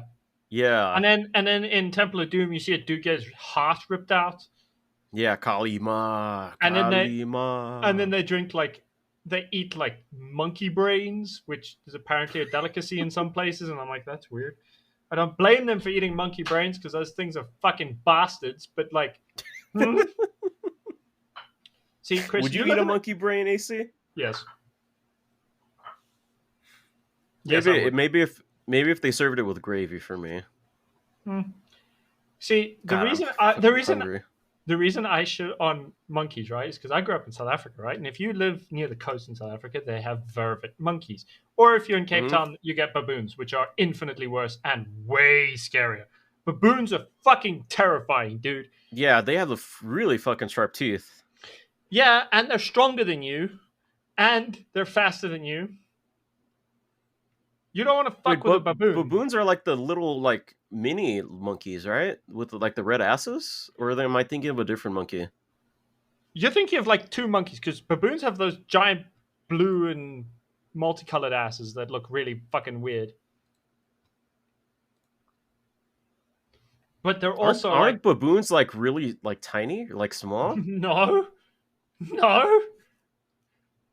Look Wait, let up me look baboon this up. size. Look up baboon size. Baboons are not small, Chris. Baboons are huge. Baboons are some of the world's largest monkeys. 20 to 34 inches, 60 to 86 centimeters. That's not small.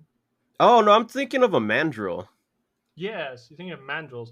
Baboons are not. Baboons are the ones that look like big, vicious bastards with like big faces, sharp teeth. Oh I shit. mean, yeah, yeah. But that was a mama human versus a baboon. It's like mama versus random wild animal. The mama's gonna win most of the time because they get way more pissed off and likely to do. They were trying to steal Togo's food, so my mom is just like, That does sound like baboons, but like if you left, say you leave a door, but you can ask Lyle on this one if he's around. But like Vervet monkeys live in Durban and Pietermaritzburg and down near the coast. They will go and steal all your shit, all your food. They will relentlessly, remorselessly steal everything. If you have food and you left a door open and a monkey smelled it, they will break into your house and steal everything. They will open the fridge. They will open the cupboards. They will steal your shit. They have got opposable thumbs and they can hold things the same way we do, Yeah. which means they can steal all our shit just as easily as we could. Which also means a Dude, lot of people. monkeys are so fascinating to me. There's just so many of them, different species and shit. Yeah, but that's because you are a monkey. Um, Chimp- Chimpanzees are cool, but they no. fucking freak me out. Chimpanzees are fucking scary motherfuckers. I know. I don't want anything to do. I never want to meet a chimp.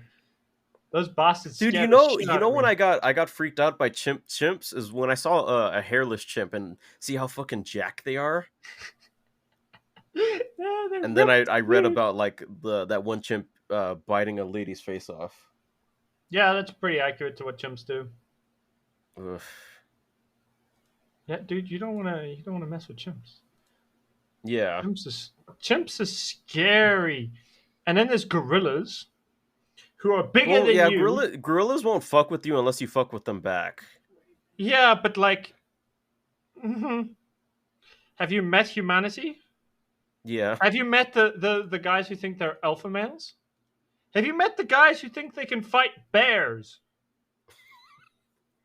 Bro, I could totally take a gorilla in a fight. You serious? Bruh, these are mostly Americans, though, who've never seen a bear in their life. Who've never met a gorilla. Who've never, who have no concept of how big and terrifying these fucking animals are. And how they're like all muscle, man. But like a lot of these guys are like gym bros who think that they're strong enough or fast enough or they can fight. I'm like, dude, a lot of fighting techniques that you would try and use work on humans, but won't really work on like most of these animals because A, they're stronger than you, and Yeah. B, they're more vicious than you would be. Like they are just by default more vicious. They It also want to tear depends you on to like what pieces. kind of bear. If it's like a grizzly bear, You're probably then fucked. yeah. If it's like If a it's a black polo, bear, if it's a black bear, you could probably be fine. If it's a polar bear, you're completely fucked unless you get really fucking lucky. yeah, because polar bears hunt to kill because Yeah. that's all like their diet is, because you got to understand polar bears live in like the Arctic where Yeah. like food is really hard to come by, so like every fight is like, oh, they're fighting to eat or else Yeah. they'll starve to death. Yeah. No, polar bears are probably the most vicious and they're also the biggest bear. So Yeah. they're bigger than grizzlies. Like a lot of people see grizzlies and they're like, oh, that's pretty big. And then you see a polar bear and you're like, what the fuck? Oh yeah, they're also the dudes who think they can take a bear think they could take a hippo, and I'm like, my good dumbass, Dude, hippos you would die. freak me the fuck out. Dude, ever since I saw a video of like a person throwing a watermelon into the hippo's mouth and just like seeing how effortlessly they like fucking crushed it, and I'm like, oh, what if that's my head? Yeah, no, Oh my dude, your head God. would pop exactly the same way. Yeah. And it wouldn't even be, it would be like embarrassingly easy. You'd be like, And there's a then butter on a learning that stove. hippos are like one of like the dangerous land animals. Yeah. They're like, I mean, you could tell where Dude, they even came. lions don't fuck with them. Dude, nothing fucks with a hippo. Not even Yeah. like A African crocs. crocodile. African crocs are huge. They avoid hippos because they start fights with hippos. The hippos fucking just go and wipe out and kill as many as they can. Yeah, also hippos are like their skin is like super tough. Dude, it is. And it like from a distance you see it, or you see it on camera, you're like, oh, that looks smooth and soft. It's not. No. Like sandpaper and grit and like most animals that look smooth are not. They are generally usually scaly in some sort of way. Like sharks, you see them in the water, you're like, oh, that looks like smooth. So it cuts through the water, and you're like, no, that thing's got insanely like spiky skin for some reason. Yeah. If you like run your hand across a shark, you probably like cut your hand. You get like sand, you get like carpet burn. Ugh. Don't Because even it's get not me like started on fucking sharks. Sharks freak me out too. sharks are so cute though, dude. Sharks are cute. What are you talking about? Cool. You know what? We should stream together. We should see if there's a multiplayer mod for Subnautica, and we should play that. That would be so Oh funny to play God, no! together. I have really bad thalassophobia. I love I sharks. So cool and deep ocean. look look sharks. I love Leopard. sharks. Sharks are fucking awesome. But I made the mistake of watching Jaws at such a early age that it just fucked me up. Okay. I will admit this one embarrassing fact about me. Okay, Chris. Hmm. I've never seen Jaws. You've never seen Jaws? I know the story enough, but like I've never seen it. Also, dude, do you want to hear what we call hippos in Afrikaans? What? It's a siakoi, which basically translates as sea cow. What isn't that's a manatee? Not in Afrikaans. Wait, so See, what do you call a manatee then? we don't get them here, so we don't have a fucking name for manatees, as far as I know. That's like an American thing. Huh? Yeah, It's a because manatee. over here But we call it they're referred to as sea cows, and they're the common like thing is like, oh, sailors saw like a manatee, and that's where like mermaids came mm, from because they have like the same kind of tail shape. yeah, yeah. But like, yeah, no, Afrikaans animal names are fucking hilarious though, dude. If especially direct translations of Afrikaans animal names are the funniest fucking things because some of them make no goddamn sense. For example, a leopard, right? Leopard A is a leopard. leopard? But Okay. do you know what that translates to? What? Lazy horse. What do you call a horse then? Leopard. Fuck. Leopard. Leopard. Okay, my Afrikaans is terrible. So if anyone who is Afrikaans hears this, I'm sorry. My Afrikaans is horrific, so my pronunciations are not perfect. But like the name, and then you get Uystervarkie, Krimvarkie. Sorry, which which tran- Klimfarky. Krimvarkie, which translates as shrunk shrinked horse, which is a hedgehog. Huh? Pig. Shut the Shrinked fuck up! pig, You're sorry. fucking with me. No, I'm not. Wait. The funniest one to me is still what they call fucking giraffes. Camille pad, right? A camille pad. Do you know what that fucking translates as? It's a What? A camel chameleon? horse. No, camille pad Well, is a okay. giraffe. And they call I it can two kind I different can kind of animals. that one is okay, but like a fucking the horse hedgehog.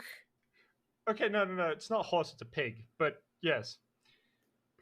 It's like my favorite was what they call porcupines, which is I remember the translation being like iron ball pig, but I can't remember what it's called. Huh? Iron I used to bull fuck. pig. And you're like, what the fuck? I used to fuck. You're like, what the fuck? What are these Dude, names? your language is fucking great. It's not my language, it's Lindy's language. I barely I can't speak it, I barely understand it. I try to understand it, it's difficult. Although Zulu's even weirder because Zulu has like onomatopoeia for some of the names of things. Hmm. My favorite being what they call stuff like if I'm trying they call motorbikes is a god damn, this is remembering from fourth grade. So if there's someone Zulu listening to this and you actually know the correct word for it, please correct me because that was but it was amatututu was a motorbike. That's just like the sound of it, and you're like, yeah, I wasn't expecting that to be the name. That's certainly a name choice. That's fucking great. I just love like linguistic changes to things where you sit there and you're like, what the fuck is that name? That's so weird. I'll never understand their choices. Um, but going back to Great Circle, um, it's crazy. When I was playing the beginning part of the game, so what really drives the story forward is this giant that breaks into the museum that Indy's working at. He steals an Egyptian mummy cat, and when you go to confront the giant, he's really huge, and he's portrayed as by Tony Todd, the Candyman actor. Didn't he die recently? Yeah, he died. He sadly passed away before the game finished. Yeah, Um, which is why when they showed off the game at Game Awards, they had a little thing for Tony Todd, like in remembrance. Um, but yeah, he's working like for the Vatican. He's like it's part of a secret order of giants, and you basically have to like find out why he took the cat and why the Nazis are so interested, and which leads you to find out about the Great Circle. that is. And once you do find out more about the Great Circle and go like to the next area after so it starts in like this Roman Vatican church in Italy. Yeah, And fascist then it Italy. Yeah, and then it goes to Egypt in Gaza, where you have to like search these tombs, and then it goes to the Himalayas, where you uh, it's really fucking crazy. You go to Himalayas, and there's a fucking German battleship on a mountain, and I'm like, how the fuck did that thing get there? And I'm That is like, an oh, excellent was there question. like a tsunami or something that maybe brought it here? Because I'm just trying to rationalize it. But no, you go onto the ship and you find out that there's like a little stone that we're all like the Nazis in India are like searching for. That the Gina's sister spoke these this dead language word, and it opened like a portal, in a temporal portal that sent it like teleported it to the Himalayas from like the ocean. And I'm like, oh shit, this Indiana Jones is like really going into like really crazy fucking territory, even so more so than the ghosts coming out of the ark in Raiders of the Lost Ark, No, and then that's the aliens coming out that's of Raiders of the Lost coming Ark. out That's of not those aren't ghosts, Chris. That is the what was it? literal. That was God. That was literally God who came out of the Lost Ark. That was literally God smiting sinners. Was it? I thought it was just like fucking ghosts. No, Huh. I there's haven't a seen Raiders reason of the why the Lost Ark in Lost a Ark. long ass time, so So you know what the Ark of the Covenant was, right? vaguely. So it was the like chest that they put the the like shattered. I believe it was the chest thing that they put the Ten Commandments in, the like actual stone things that had the Ten Commandments on them, and they kind of over time, I don't know what the fuck happened to them, but they were the things that they stored the Ten Commandments in, which was the Word of God. Hmm. So within Indiana Jones, if you looked upon it for too long, it would genuinely summon God, and he would smite all those who are not pure of heart. But because all humans are sinners, it would just kill anyone who looked at it. Which is why when Indy And Marion. when when they just close their eyes, everybody else dies and they're freed because they did not Yeah. look. But that's genuinely just Only the high priest was allowed in that room. like you had to have like special permissions from God to be able to look upon these fucking things. But yeah, they like they don't even try to explain it. They just like Indy says a word and then it opens up a Hmm. portal while they're on the ship, and it just transports them to Shanghai, China, That's how do they which choose is where to getting go? invaded by Japan at the time. Of course So it you're like was running because away from that's Japanese like bombers and shit and gunships. that sounds pleasant. I love getting bombed by the Japanese. It's crazy because I haven't seen a lot of the Indiana Jones movies in a long time, but they try to, from what I remember, they tried to like stay outside of like the supernatural shit until it happens. So like Indy's like, oh yeah, God doesn't exist. All like ghosts and angels and shit. That's not real until it happens, and he's like, oh fuck, it is real. Well, most of his stuff I was thought it was healthy like all myths and skepticism. myths and shit, but no, it's Well, actually real.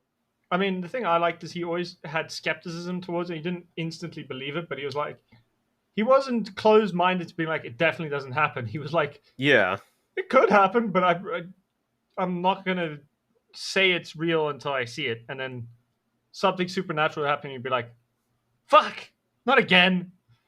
And then yeah, there was the thing, unless you count the Holy Grail, when they found the Holy Grail, he used it to heal his dad, who then still fucking died. But that's mostly because Sean Connery got old and died. yeah. It's.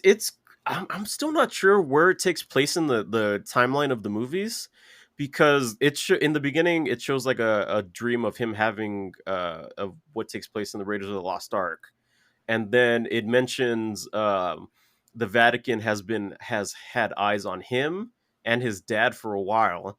So This I'm probably guessing takes it's place like it's after, I would like say. maybe in between Temple of Doom and Last Crusade. Well, Temple of Doom. Oh, you have to remember this, Chris. I'm sorry to break it to you, but Temple of Doom is a prequel. It It happens is before. Yes, Temple of Doom happens before Raiders of the Lost Ark. really. Yeah, Hold on, Indiana Jones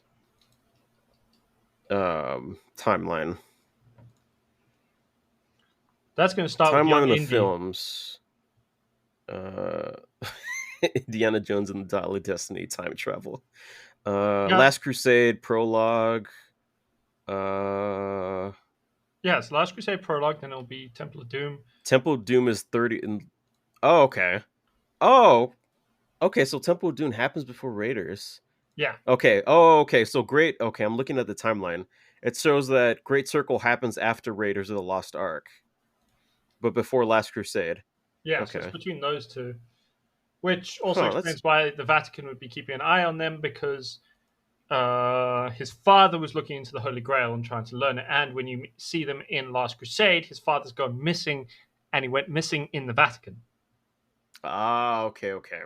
That makes more sense then. Well, no, he went Also, missing in he went missing in Venice. Sorry, but it was explained later as like the Vatican had been watching him and doing weird shit, and then the Nazis took him. yeah. Also Yes, another which I thing. said the name of the evil people. Shut up. Also another thing that happens is like he's on the outs with Marion, and apparently they kind of broke up after Raiders.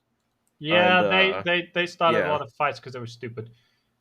yeah, he was too busy looking to the past instead of like the future and shit. I mean, that's they still had a kid. They canonically had a kid. Like you can't undo what happened in the movies. The movies are canon. Yeah, So I he was had I a was kid. going into this thinking like Temple of Doom was like happened after Raiders. So it No, goes it before. goes Temple, Raiders, Last Crusade, and then Then Crystal Skull. Crystal Skull, then Dial of Destiny, but not Dial of Destiny. No, Dial of Destiny. It's the one that just loops through everything, and Yeah. it's stupid.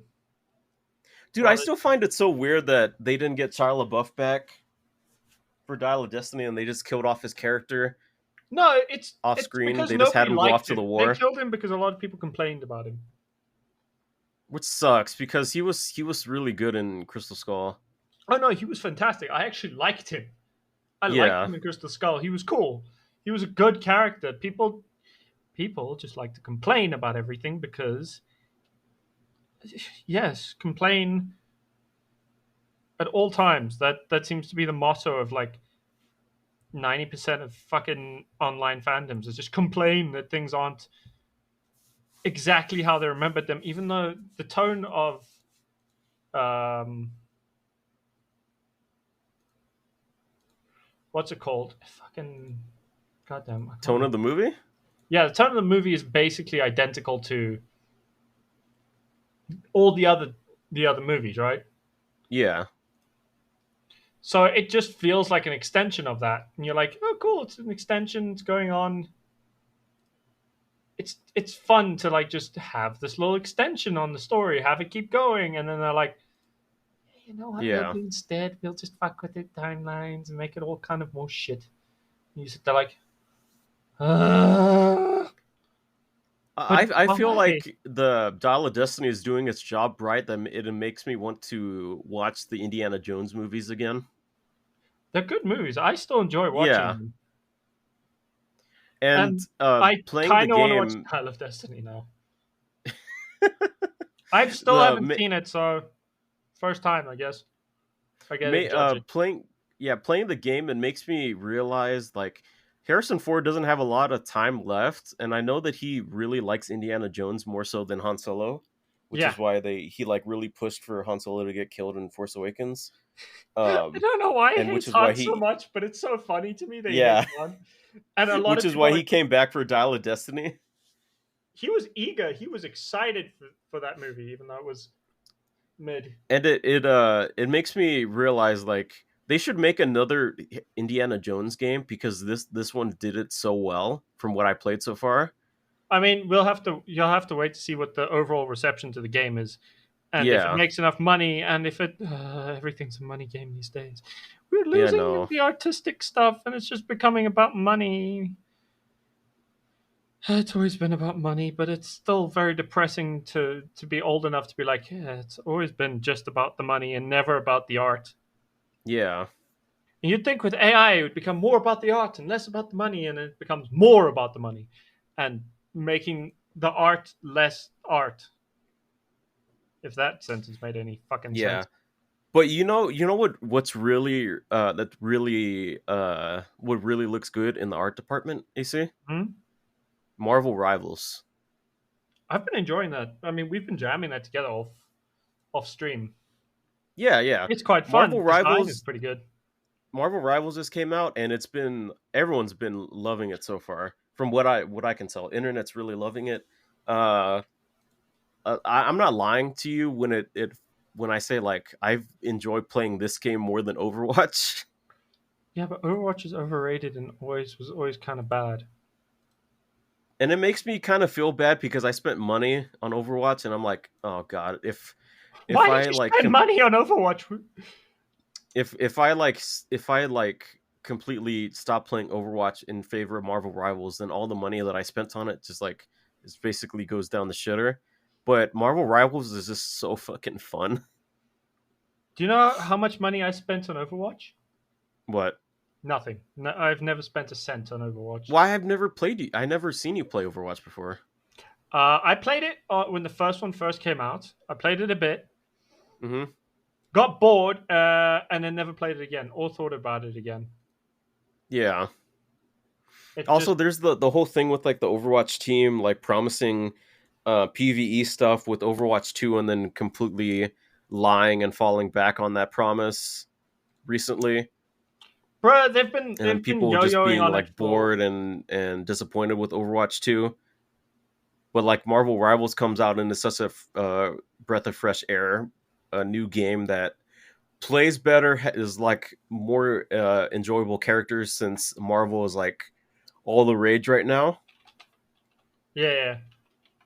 You can play as Hawkeye, Iron Man, Jeff the Shark, Jeff Lama Bin Laden, or Jeff Sama Bin Laden. Dude, it's funny.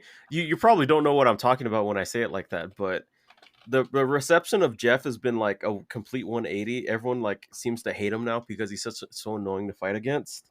It's But because he's not broken. It's just anyone who's good at playing him will humiliate you and be very irritating. when hold on, I'll show you a picture that I saw. Uh, it was a picture of Jeff the Shark, Photoshop to look like Osama bin Laden That's so with stupid. like the beard and shit. It's so fucking funny. That is God damn it, fucking I can't hilarious, find it. though. But it's so funny. It's like hilariously funny, and people were like, there was one thing that I saw on Twitter. There was a video of a Hitler speech, but they photoshopped Jeff's face on top of Hitler's, and it's just like they change like the subtitles. Hmm? So they're just basically equating Jeff to Hitler, which is it's fucking funny. People just hate Jeff so much. It's hilarious. But yeah, I was gonna say Overwatch, but no. Marvel Rivals Yeah, is it's been really really really fun. expensive. What have you? You said you've been playing it too, right? I mean, we played it before I the mean, podcast today. yeah, but But like, I mean, what like, have you been enjoying about it so far? I mean, I've been enjoying the characters and just like the way it plays. I've been enjoying how it plays, but like, I mean, most of it, mostly with hero shooters and stuff like this. I only have fun when I'm playing with like my friends. So I've also just Hmm. been enjoying having something to play with my friends. That's not Apex, which unfortunately, due to having 10 subs, I still have to play on Twitch. I still have to play Apex. I'll never escape fucking Apex Legends. I hate that game so much. But I have to play it. I made it. I said if I got to 10 subs, I would play Apex on Thursdays. I am now stuck playing Apex on Thursdays until I run out of 10 subs. And I bet you somebody's going to keep me there. And if I get above 10 subs on the 29th, which is my stream anniversary, which means I will be doing a 24-hour stream. Chris, you're going to join me for some like random games like Helldivers and Marvel Rivals while I'm not sleeping for 24 hours. Definitely Marvel Rivals. Yeah, Well, I'm not stopping the stream for 24 hours. I might go take a nap. The other yeah. thing I want to ask about is what is your current opinion on the tone of Skeleton Crew? Ooh, Skeleton Crew. Okay, so we watched the first episode of Skeleton Crew. Yeah, We did a commentary track, which is it's you on the can find Spotify. on the Spotify channel. Yeah, Uh, the tone, it's very lighthearted, very like very whimsical. It when we watched it, it's like I think I made the distinction of like it's like an ET. It's like ET or like Stranger Things. yeah. It so I'd say it's more like ET than I mean it's a bit of Stranger Things with kind of the vibe of some of the characters, but Yeah, it's mostly ET. Like vibes wise, it is pure ET. It feels like Spielberg doing a movie. It's actually, you know what it actually is closer to is Goonies. Goonies. Have you seen the Goonies? Yeah. I can see that But you can definitely. see what I mean about like tone wise, where it feels like the Goonies going on an adventure to find like a treasure. I mean, you could also argue that it's partially feels a bit like Treasure Planet, the underrated Disney Yeah. Treasure classic. Planet. The movie that if they wanted to make a live action movie of Disney old Disney movies, Treasure Planet's the one they should be fucking making. Why are they not doing Treasure Planet? Disney, what the fuck? Why are you not doing Dude, Treasure Planet?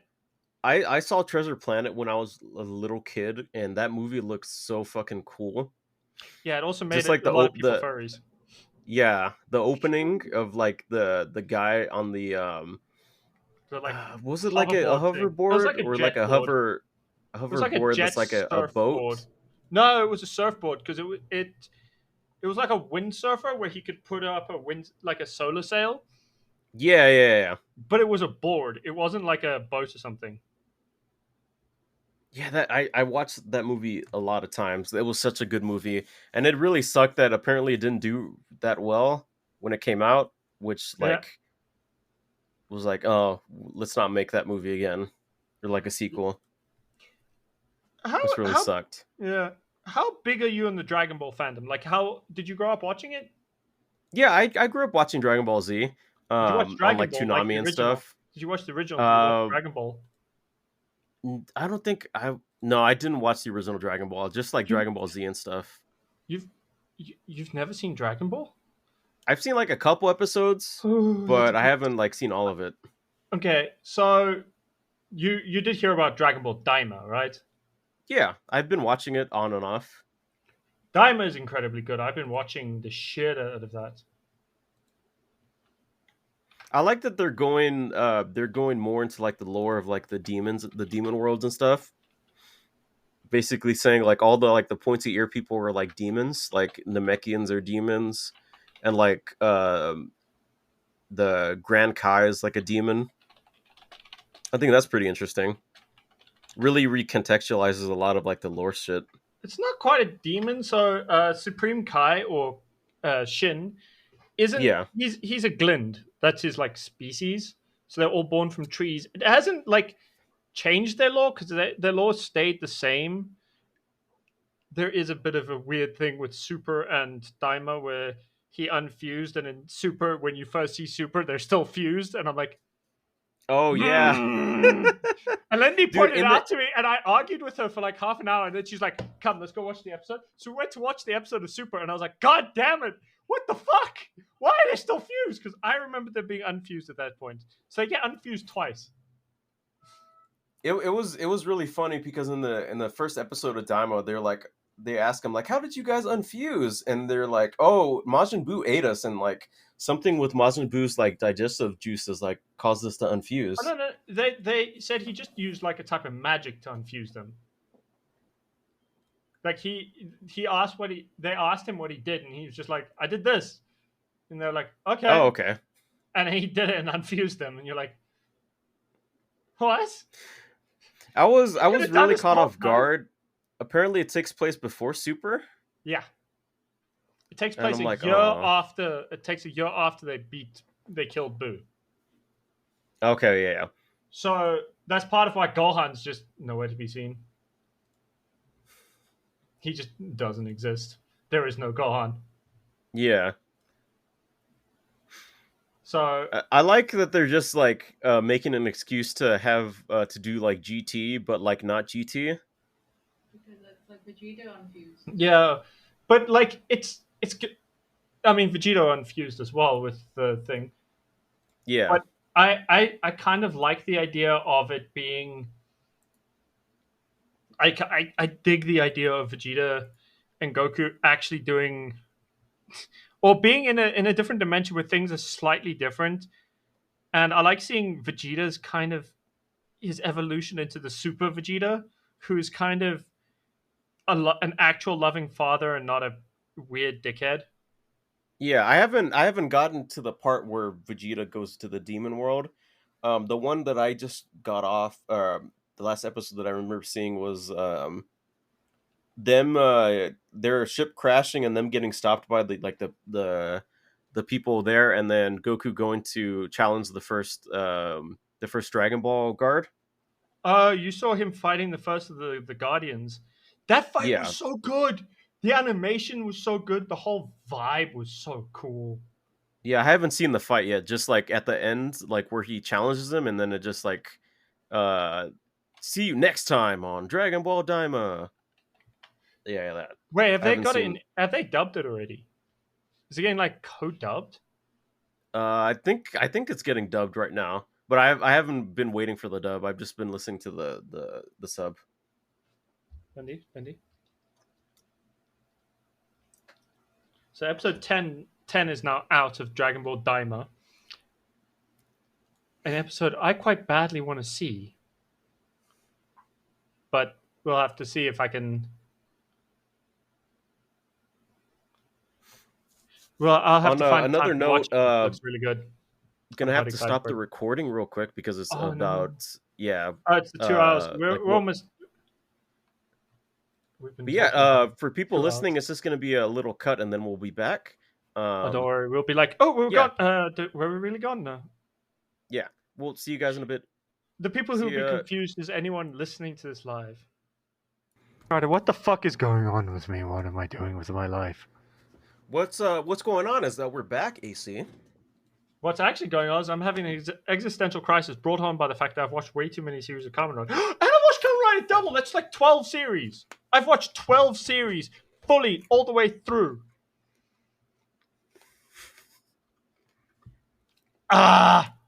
What am I doing with my life? I mean, Enjoying it that is what I'm that doing. just proves that So, you're such a big fan, right? it proves I'm having fun with it. That's for sure. Also, did you see that there's a game where you can play as a Lord of the Rings dwarf in the Mines of Moria Oh and fight yeah. Balrogs, and it was free on Epic recently, and I was like, yeah, yoink. Is it still free on Epic? I think it's free till next week. You'll Let have me to double see. check Let me yourself. If you're open on up my my games server, it launcher. should. I mean, you could easily just check it by going to the bulletin board and space VTubers, and it should be the last thing that was there. And you just like give me. What were you talking to? Sorry, what were you talking about while I was gone? I was ranting about how I was trying to figure out how many Kamen Rider series I've seen and which ones I'd seen. Right. Hmm. So I've seen at least 12 of different series and finished at minimum 7 of them while I'm concurrently watching a bunch of the other ones. Yeah. And I'm watching Gav. Should be what? I had a head. Oh, I had I'm gonna headphones get on. that. That looks fun. Okay. There's also Gav, which oh god, Gav is so cool. I mean I've been getting into Gav to the point of I listen to the soundtrack when I drive to the gym and when I'm climbing. So there's that's also going on for me and just like driving me mad because I'm just like, cool, climbing while listening to you. I mean, you heard the fight music, dude. Yeah, the third track that was really Yeah, good. the one before it's like super chill, and you'd probably like that one too, but it's a very different vibe. It's more chill. It's more about the main character. It's his whole thing.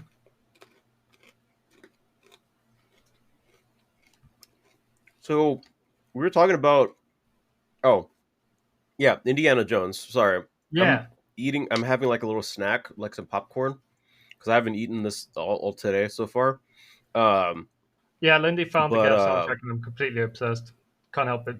Indiana Jones, yeah, definitely get Indiana Jones in the Great Circle. It's free on Game Pass. It's really worth it Hmm. if you're a big fan of the Indiana Jones franchise. I'm quite keen on playing it, and I probably will soon. I don't know I just need to finish my current if run of it's games. I don't know if it's good to get on PC Game Pass or like to play it on PC because like the system requirements are like really crazy from what I've heard of people say. Hmm? But really fun. Um, I mean, I'm still probably gonna uh, get it and try and play it anyway. let's see. We played a lot of Marvel Rivals. What do you find fun about Marvel Rivals so far, AC? I mean, it's mostly just co-op playing, like playing with my friends, dude. What about you? Mm-hmm.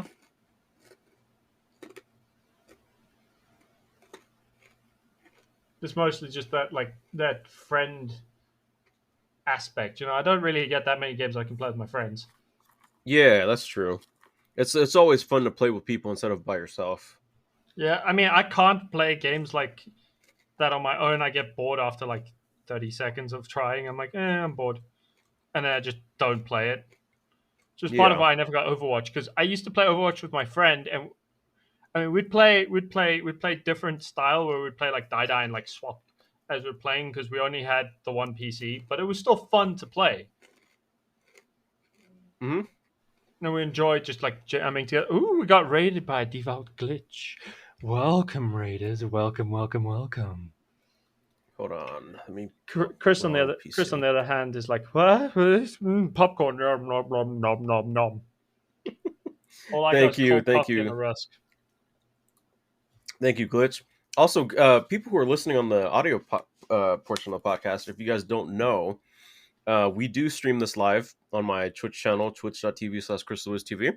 Yeah, So if you but you should guys ever also want go to follow catch, both of us. yeah, You should if you follow guys me want to at go AC Scout catch, 97 on Twitch. Yay! yeah, go follow AC if you want to, I guess. Oh, rude. If you If want you like to, listen if you like listening to his silly accent.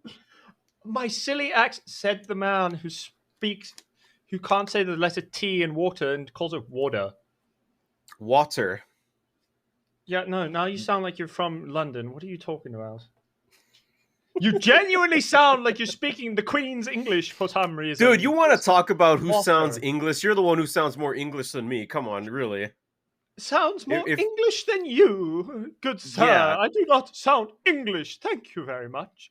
dude, if I didn't know you and you told and I was like forced to say or forced in the lineup, hey, who here do you think is from South Africa? I would never pick you. just by how you sound. Wow, wow, wow. Bruh. Bruh. It's just South African. I sound South African if I talk like this, China. Hey, my bro. Hey, China. Hey, you good? No, I sound more South African. Ne? I sound what? I I don't know. I think I made Lindy Maybe cringe by using more South African slang. Lindy was just like, "Oh my god, I'm dying inside. Why is he doing this to me?" I'm like, "Because I had to. I had to sound South African, man. I had to call you China.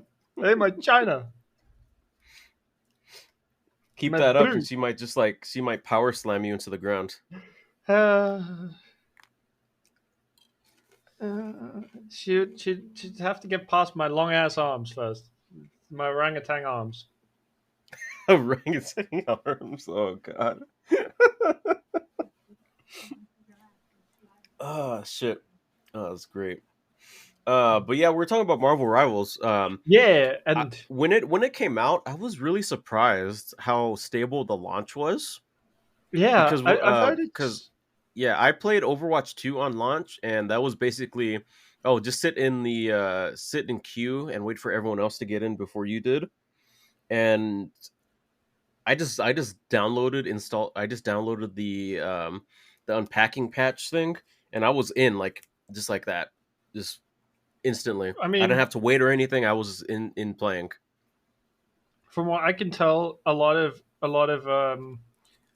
like Marvel Rivals actually had a bit more care put into it, unlike anything made by uh, Blizzard, Hmm. which just has no care put into it other than make game and then kind of half-ass everything else. Yeah. So you end up with a game that doesn't really work and doesn't do any of the things you promised it would do, like PVE. There is no. Also, another good thing is that Hmm? the battle pass is anti FOMO. So apparently FOMO means fear of missing out, Yeah, no, which I didn't FOMO know does until mean. I googled it right now. Seriously, you don't know what you didn't know what FOMO meant, Yeah, I didn't. I'm not like up to date with all like the slang terms. Okay, um, bro. but Slow, Fo- but Chris, Chris, what? FOMO's at least 20 years old, motherfucker. This is an Okay, old ass term. What the fuck are you talking? I'm okay, not kept up to the slang. What slang are you kept up with? The 1960s. yeah, let's go with that. But Wow, apparently, wow, it's the 20s. I'm so sorry. I'm so sorry. if you buy the battle pass, you have it forever. So it's like Helldivers 2. So even if like the season ends, you can still level up and claim like the rewards, which is really So nice. I might do that, but that would mean I'd have to put in the effort of trying to get the battle pass, and I'm unfortunately incredibly lazy with that sort of thing. I'm like, I don't care. Does it give me any edge in battle? No, I don't really care that much. I just want to play with my friends. I mean, would it really be fair if it did, and you were fighting against all these people that had like the mythic weapons that did 50% more damage to you, and you died in like one hit, and Not you were really. like, "Oh god, that guy was pay to win. That's not fair." Oh no, no, no, I'd also hate that, but I'm like, I don't care about the battle pass either way because it's more like the Helldivers battle pass I give a shit about because it gives you interesting stuff. Like it gives you different weapons for your character, right? It's not like they're necessarily better or I mean, they're better or worse in different situations, but they're not overall better or worse. You know what I mean? Yeah. Plus, you're just fighting against AI enemies. You're not fighting against like Yeah, other yeah. people and stuff. So But also, there's I've no never cared about like battle passes that just give you cosmetics. I'm like, I'm not really gonna try.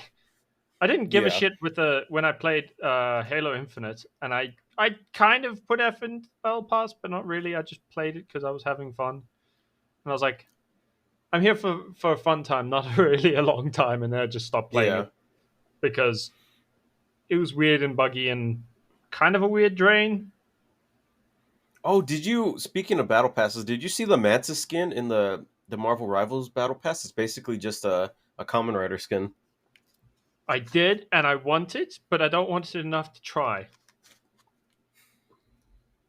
Aren't even though you're like the biggest Kamen Rider fan I know, she literally does Oh a no, Kamen Van, Rider like rider kick. bro, you know Van better as well. Van's a way bigger fan than me. Oh, true. Yeah, he modded like the outfits into like a dragon. Bro, he did it into Infinite Wealth as well. And I need to Oh get that shit. mod because it would be cool. But I'm like, he Yeah. actually put in the effort of showing his fandom. I just talk about it a lot. I don't put in that much effort into it. I'm like, if I put I as mean, much I effort haven't in seen the Van, I then I haven't can seen the do that. videos that you put out about like the reactions and stuff, but I'm I pretty have. sure I'm editing you're another like one of geeking those. out and like talking about like the other Kamen Rider shit, right? Yeah, I mean, slowly. I'm slowly getting to the point where I can do that because it's also just like performing by myself to a camera. So I sit there like I have to actually be performative, and usually when I watch a lot of stuff, I go quiet and just like enjoy the thing in the moment. And I'm like, oh, I have to actually get myself to react and talk about stuff and like go off on tangents. Although I do thirst off to the Medusa character in fucking Kamen Rider Wizard. Holy shit, she is hot. Don't worry about it. It's fine. What she is. um, I'll take your word for it. I haven't seen her. Okay, she's not like a Karlak or a Tally. Hopefully, She's is she? definitely she's pretty close to Tali. Oh God. Um, so another thing that happened was the Game Awards was 2 days ago. Oh Thursday. It yeah. was on Thursday. Today's Saturday. But yeah, it was on Thursday. AC didn't see it because he Was succumbed to the tripping South balls. African. No, I was tripping balls Oh so right, hard I couldn't think in any kind of straight line and went to sleep. Hmm? dude. Just imagining you like tripping off your balls and just like watching the game the game announcements. Bruh, we were That watching Mean Girls that would and have then I been, passed out. dude. We should have. I really. We should have done that. We should have been like in a call together watching the Game Awards, just hearing you fucking freak out about shit. While getting progressively more and more high and being like, Yeah, that would have been eventually so I did fucking just pass funny. the fuck out though. um, but yeah, some a couple things of note got announced. Witcher 4 got revealed.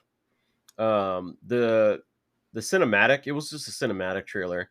It was really really really cool. What, the one for They Witcher, for the confirmed, new Witcher? yeah, they confirmed that you're playing as Ciri, not Geralt this time. So he has access to like the signs, the same as Geralt did. Apparently, people are saying that she went through the trial of the grasses, so she's like a full-fledged witcher now, like mutated and everything, because she like took a potion. I mean, that's what the Trial of the Grasses was. It was kind of a potion thing that Um, no, fucked she you up she for a like while. actually drank like a witcher potion in like the fight against the monster.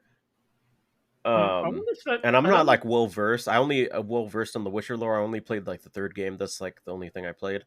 Seriously, Um, you've only played the third game. yeah, apparently, normal people, if they drank like a Witcher potion, it would just like kill them. But Yeah. since the Witchers are like more resistant to like the potions, it gives them like benefits, like more damage, more being able to see in the dark, shit like that.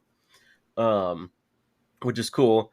We're also running into the thing where people are angry because you're playing as a woman in a Witcher in a game in 2024. Why? Uh, Siri was such a beloved character, and you played as her in 3. So I don't know what the fuck they're complaining about.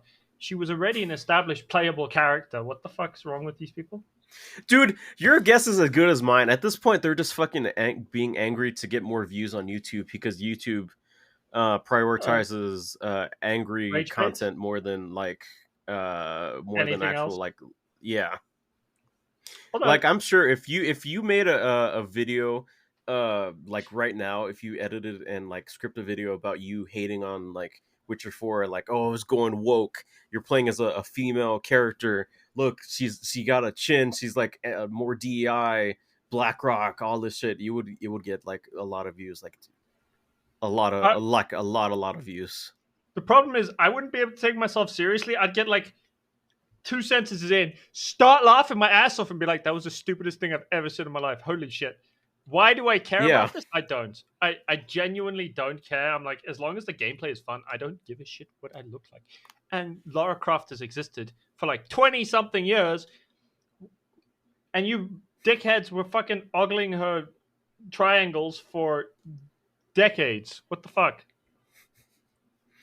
At this point, they're just like they're like ringing the bell that lets us all know that they've never played a Witcher game in their life, because Witcher 3 had Ciri in it, and she was like a character you can play as, and she was a badass. But like, No, 100%. it's 2024, and you can't have a woman in video games without it being called woke and pandering, Bruh, which really fucking sucks.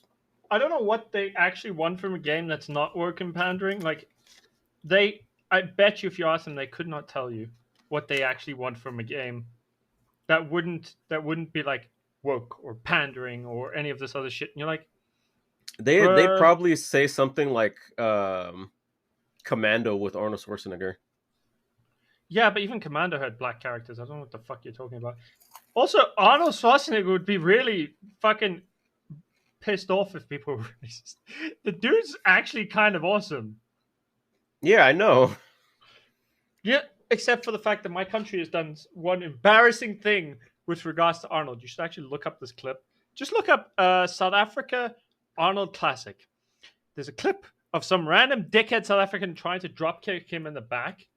And Oh it's yeah, I've kind seen of- that clip. Yeah, Yeah, it was a and South African he dude. barely budges. It's so funny He how doesn't do little he it. budges. He like his like torso twitches forwards a bit, and that's it. And I'm like, this dude threw his full ass weight at him, and it did fucking nothing. God, that was like that cemented like Arnold was like a brick shit house where a person like full off like drop kicked him, and he barely even moved an inch.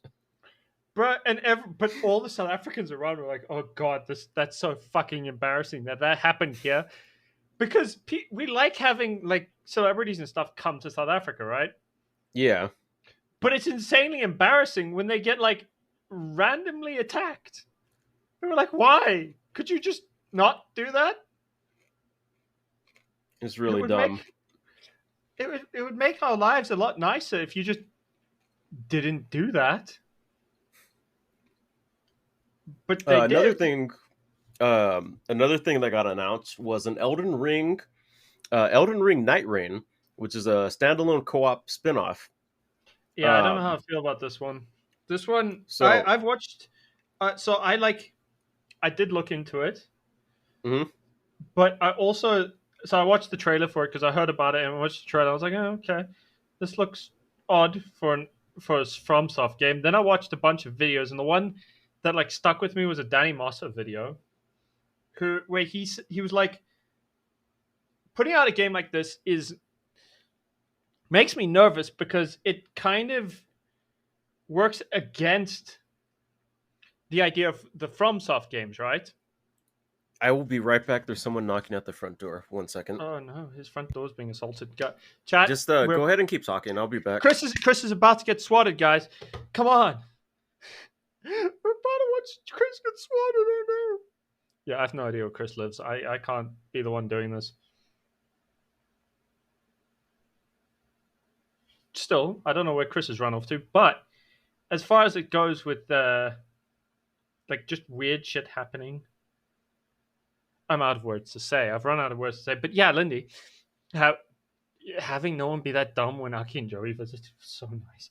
The fact that we didn't actually have anyone do anything fucking stupid to any of the celebrities last year was a fucking miracle, because like we got some cool ass people coming. We got like Anthony Daniels. We got, I think actually John Barrowman was potentially the most charismatic fucking dude I have ever seen in my life. Okay, I'm back. So, Yes. what were you talking about, Elden Ring? You looked into it a little bit. So when I looked into it a bit, I was left with the idea that like FromSoft, just from the base of the game that they made, feels like they're cashing in on like the craze of like arena shooters. So stuff like Fortnite or Apex or something, because it kind of gives that vibe with the way they kind of set it up as like a storm circle that like forces you inwards, and then it has Hmm. roguelike aspects to it, and I'm like, you pick from 8 characters. You don't create your own character. You pick a character. Okay. Yeah. But this still gives me the vibe of like it's not really a FromSoft game. This feels like it's something different, and it's gonna work against the like kind of image FromSoft had from the types of games they made, right? Where kind of if you see that FromSoft thing, you know for a fact the game that's coming is there's going to be an amazing story with like brutal combat, right? That's usually Yeah. what you get from a FromSoft game. Like and but it won't tell you the story like linearly. It won't feed you the story. You have to like figure out what the fuck's going on your own. Like you're Well, a character honestly, in the Elden game. Ring was a lot more generous with the story than, like, say, the other Dark Souls games. Yeah, but like it's still not a thing where it does. You still have to kind of look around to find some of the story elements. It Yeah. doesn't feed them. It doesn't feed them to you straight up. You know what I mean? So, yeah. So what I looked into Night Rain, it's basically you can play up to 3 people. It's like a roguelike game where you're dropped in a random part of the map with random enemies and random structures, and basically you have to kill enemies, get loot, basically build yourself up, and then there's like a area of fire around the map that's slowly converging inward onto a certain part of the map where you eventually have to fight a boss at the end. Um, and it's funny that you mentioned like Fortnite and like battle royales, because when I was watching this live, I was like, oh god, they're making a Elden Ring battle royale, because I saw the fucking fire going inwards, and I was like, oh, this is just like fucking Fortnite with the storm and shit. But no, no, it's not. Um, yeah, like you said, that they have the different classes and stuff. Each one has like a different ability that each that's unique to the class. Um, but from what I saw in the trailer, and I'm sure you saw the trailer too. They're bringing back certain people, like certain characters from like the different Dark Souls games, because there was a lady that looked a lot like the Firekeeper from Dark Souls 3, and then there's straight up just the nameless king from Dark Souls 3, the boss fight. He's just in Elden Ring, and I'm not sure why. That is Uh, so weird. but I'm looking forward to it. It looks pretty cool, as long as it's not like a fucking battle royale game, which is what I was worried about in the beginning. Yeah, But it could work if it's like more PVE than it is anything else. yeah, it looks like it is going to be PVE, because you're just fighting the enemies and shit, not Because like it'll be PvP stuff. And it all culminates in a boss fight at the end, which is going to be pretty cool. Um, let's see. Let's see. I'm looking at a list. Nah, not that. That don't really stick to me. Astrobot won Game of the Year, which is really surprising. why? It went against Balatro, Black Myth Wukong, Metaphor Refantasio, and FF7 Rebirth. Yeah, no, that I was tracks to not me. look. I'm not that surprised because all the stuff I've heard about it, and when I got to play like a little bit of it, I was like, oh no, this is actually really fun to play, and it Yeah. doesn't feel like every other game where all the other games are trying to like all the other games you just listed kind of felt like they were mimicking a different game. Like they Hmm. were specifically trying to mimic something else. And Yeah. Astrobot didn't. Platformers. Astrobot was a platformer, but it didn't feel like it was mimicking other platformers. Yeah. If that Okay. makes Yeah. I sense. see. Yeah. That makes sense. So it fell into a genre, but it didn't feel like it was trying to emulate a different thing's popularity. Like Black Myth Wukong, from what I've seen and heard, it kind of to a lot of people felt like it was emulating a lot of Dark Souls kind of vibe Yeah. or Elden Ring. It kind of felt a bit like playing Elden Ring without some of the harder difficulties of it, but it still felt like they were doing just straight up Elden Ring. Hmm. So it kind of you kind of lose a bit of that like you lose a bit of something from it when it's something trying to be something else as opposed to just being its own thing. And Astrobot, as far as I can tell, was almost entirely just its own thing, and it enjoyed being its own thing. Yeah, You know from what I what I mean? saw of Astrobot, it was really just like a love letter to the old like what is it, the old PlayStation games. Like there's a Parappa the Rappa, there's Metal Gear Solid, there's a lot of like fucking Kiryu's in the game as like an Astrobot, which is really nice. It's basically just like a love letter having all like the old PlayStation IPs in the game as like little cameos, which is really nice. Yeah, no, I like that kind of vibe to it. It was really paying respect to the things that came before, and Yeah, I think that's part of also what sold a Lyle lot of Lyle people on was it. really Lyle was really upset with me that I said that it's nice that Parappa the Rapper won an award because Parappa the Rapper is in the game. So technically, he did win an award because he was in the game, Sure. and he said like, "Oh, that game's like the worst." I just found it Bruh. funny. He doesn't. It's Lyle's a hater, man. I know, such a hater. Ah, well. Let's see. All right, so let me just look at this list. Unimusha is back. I never played Unimusha before. Never heard of any mission myself. Okay. Well, it's not nothing really to talk about on there. Outer Worlds 2, The Last of Us Part 2 is coming to PC, which is funny. I thought they were gonna announce another new game, but no, it's just The Last of Us Bruh, they need Part to 2. let go of it. They need to let go of it. It's so they've clung to it for so long. They keep remastering the same game, and it's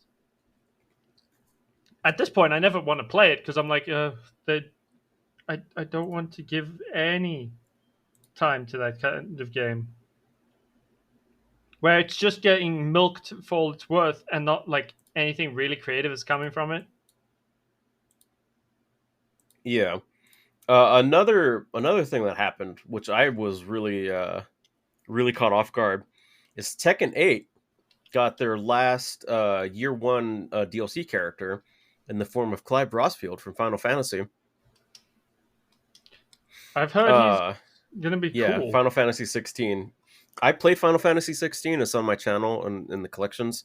Um, really fucking good game. Really good character. I love Clive Brosfield.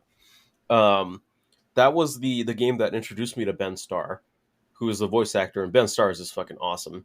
He's a really cool dude. Um, I am really excited to see him in Tekken 8. I was expecting it to be Kiryu, but honestly, I'm okay with Clive being in the game instead of Kiryu.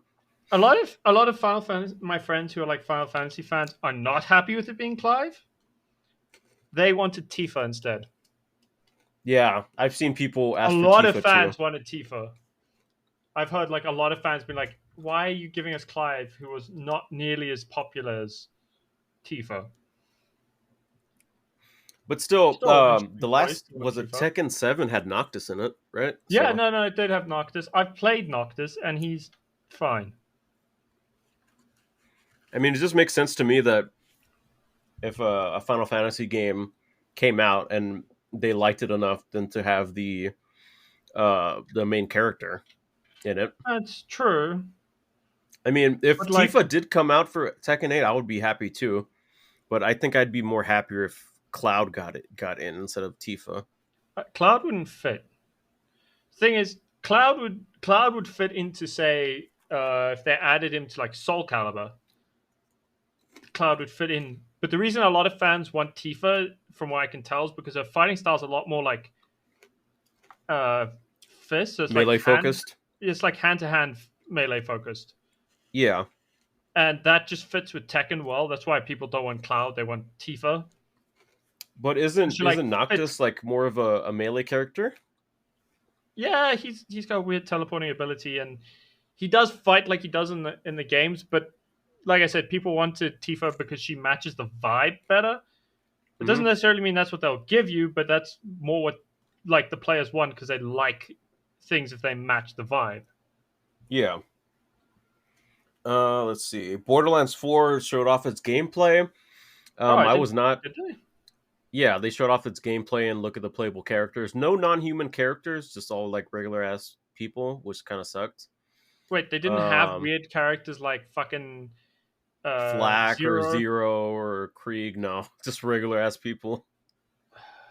They need Which, that. Okay, to be fair, Krieg was a DLC character afterwards, yeah, so they might still add weird. They do need at least one really fucking weird dude, but like two at least also had Zero, Zero like from the yeah. beginning, and like you need that weirdness. But also, Borderlands 3 didn't have any DLC Vault Hunters. It was all just like Zane, the Siren Lady, And then like story. Flak, and then the lady in the mech. Yeah, Uh, but we'll see. yeah. I really gravitate towards the non-human characters. I really like Zero and Two, and Krieg. Krieg was really cool in Two, but like you Krieg said, he was a is DLC human though. character. Krieg is human. Um, He's just a fucked up not human normal. from. He's not a normal human. And oh Yeah. god, don't remind me of Krieg because Krieg was in the Borderlands movie and they fucked it with Krieg. He was not Krieg. He was like Krieg light. He wasn't. Yeah. He wasn't like insane enough or angry enough to do anything right. And it's so. It was. It's just frustrating. Um, and I really love Flack in Borderlands 3. He was like the main guy I played with, mainly because he was a beastmaster and he can just like um bring in like different like beasts that could fight alongside him. I thought that was really cool. Plus he was a robot, which was awesome. Um but yeah, I feel like Borderlands really does well with its characters when they just make them not regular ass humans.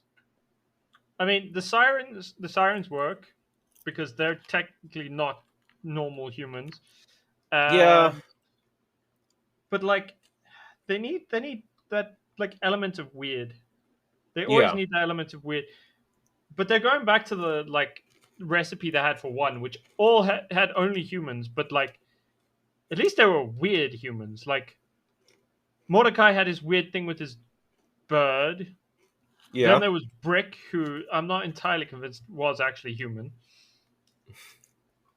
And then they had Lilith, who was a pretty cool character, and fuck me, her characterization in the movie was shit. And then they had uh, fucking what's his name? Ronald, not Ronald, Roland. Roland.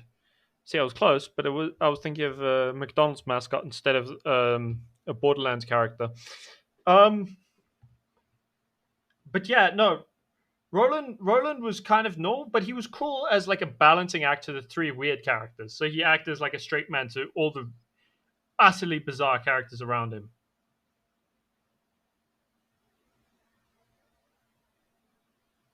Let's see. Also, next thing, RGG is making Virtua Fighter 5. Huh? Actually, no, not Virtua Fighter 5. The next Virtua Fighter. I thought it was 5. Let me see. Isn't it six? So I guess that to take on Street. Must be 6 then. Or. Oh, no, 5 was Ultimate Showdown. That was the last thing that they did. But yeah, Mm. Virtua Fighter is back. Hoping they add Kiryu or Majima. I just want them to be in it because RGG is making it. What That's it. about the new Majima game? You gonna play that? Mm-hmm. You're gonna go be Pirate Majima in Hawaii? Yeah. Pirate Yakuza in Hawaii. That's such a fucking crazy ass title. That's such a fucking weird concept for a game, dude. I love it so much. It's so good. It's such I an feel like insane they could idea. only make it like happen with Majima. If they tried doing it with Kiryu, it just wouldn't No, really fit. Curious too stoic. They need the insanity of Majima just being like, I don't remember what's going Yeah, I'm a pirate now. on. Fuck it, I'm a pirate now, man. Like all his memories come back. He's just like, yeah, no, fuck it, I'm a pirate. Get fucked. I'm gonna stay being weird. I'm gonna be insane and start a fight with everyone. I wonder if it's gonna go back to beat 'em up or if it's gonna be like the other games. Like what, the Pirate Majima? Yeah, Pirate Majima It's is gonna gonna be it's go, gonna be beat 'em up. Yeah, we've seen okay. gameplay of it. It's like beat 'em up, just like old, classic Yakuza. You forget that Ichiban is the only one that has like the turn-based stuff. Well, That's that and true. Kiryu when he came into Infinite Loss. Um, but on the topic of RGG, did you see the trailer of the new game that they're making? Project Uh, Century? yeah, it looked interesting. Dude, that looks. I thought it was gonna be like a prequel Yakuza game Yeah, that took place in like old Japan, kind of like how Ishin. Kenzan took place in like the old like samurai time, but Yeah, it's yeah. gonna be like how like the Omi alliance and like the Tojo clan came to be. I'm still leaning towards that because it has a very Yakuza feel, but the character that apparently we play as is like killing people and shit because he's like stabbing them and everything and like going all ham. Also, the combat looks a little bit different. I don't know if they're leaning more towards like Yakuza or they're going like in a new angle. I'm not too sure. It looks really good though. I'm gonna enjoy playing that when it comes out. No, that's fair. You gonna be playing that one? I might be. I mean, I still have to finish like 3 games, but yeah. And I'm Yeah, probably gonna it's get like infinite wealth for my 24-hour anyway. yeah. But I am now looking at the Uh, time, so I think it's time for us to wrap up because I gotta go get some liquids and food in me, and it is currently quarter to 10 p.m. oh right, South African time. I keep forgetting. Yeah, there's a Sorry time that zone the difference. yeah, I'm sorry about this last bit of the podcast being just like reading out from a list, but we Eh, spent a lot of the other times of the podcast just talking about shit, just like reminiscing yeah, about what we did. the old-fashioned way of Um, just reminiscing and just talking shit. The yeah, most fun thing. but yeah, Game Awards was fun. If you guys are interested in seeing my reactions to it, I posted it on my YouTube channel at Yeah, Chris the Wiz on YouTube. you should totally go look it out. If you want to go check me out on YouTube, I go by uh, Kibana Productions for my main YouTube channel, which has most of my short films on it, or my Kamen Rider reaction videos. That's all there. And then I've got my VODs channel, which has got all 470 videos of my prior streams and counting. These things go live every night. That's a lot. Oh, it's an insane amount of videos, Chris, that are just going live constantly. Just there's not that many followers on that thing, but it's very full. Hmm. But yeah, thank you guys for listening. We'll catch you guys next time. Oh, right. We forgot to talk about the secret level episode that we watched. Ah, don't worry, that ties into next week. Oh, yeah, we can 40K talk is about that like coming. briefly next time. Yeah, But but yeah, guys, also thank you all for listening. remember when you join us next time, we will be talking about the traitor Primarchs. It's gonna be a brutal video because there are 10 of these motherfuckers and they take forever to go over because they all are very storied. They have so much shit going on. But you'll have to see how that goes next week. But for now, we're gonna have to say goodbye. Johnny. Alrighty, bye, guys. Have a good one. Thanks for listening. Yeah. And thanks for watching. Or, Yeah. yeah, thanks for people that are watching this live. We'll catch you Yeah. guys next week. Yeah. Cheers. Bye, guys. John F. Bye. Johnny.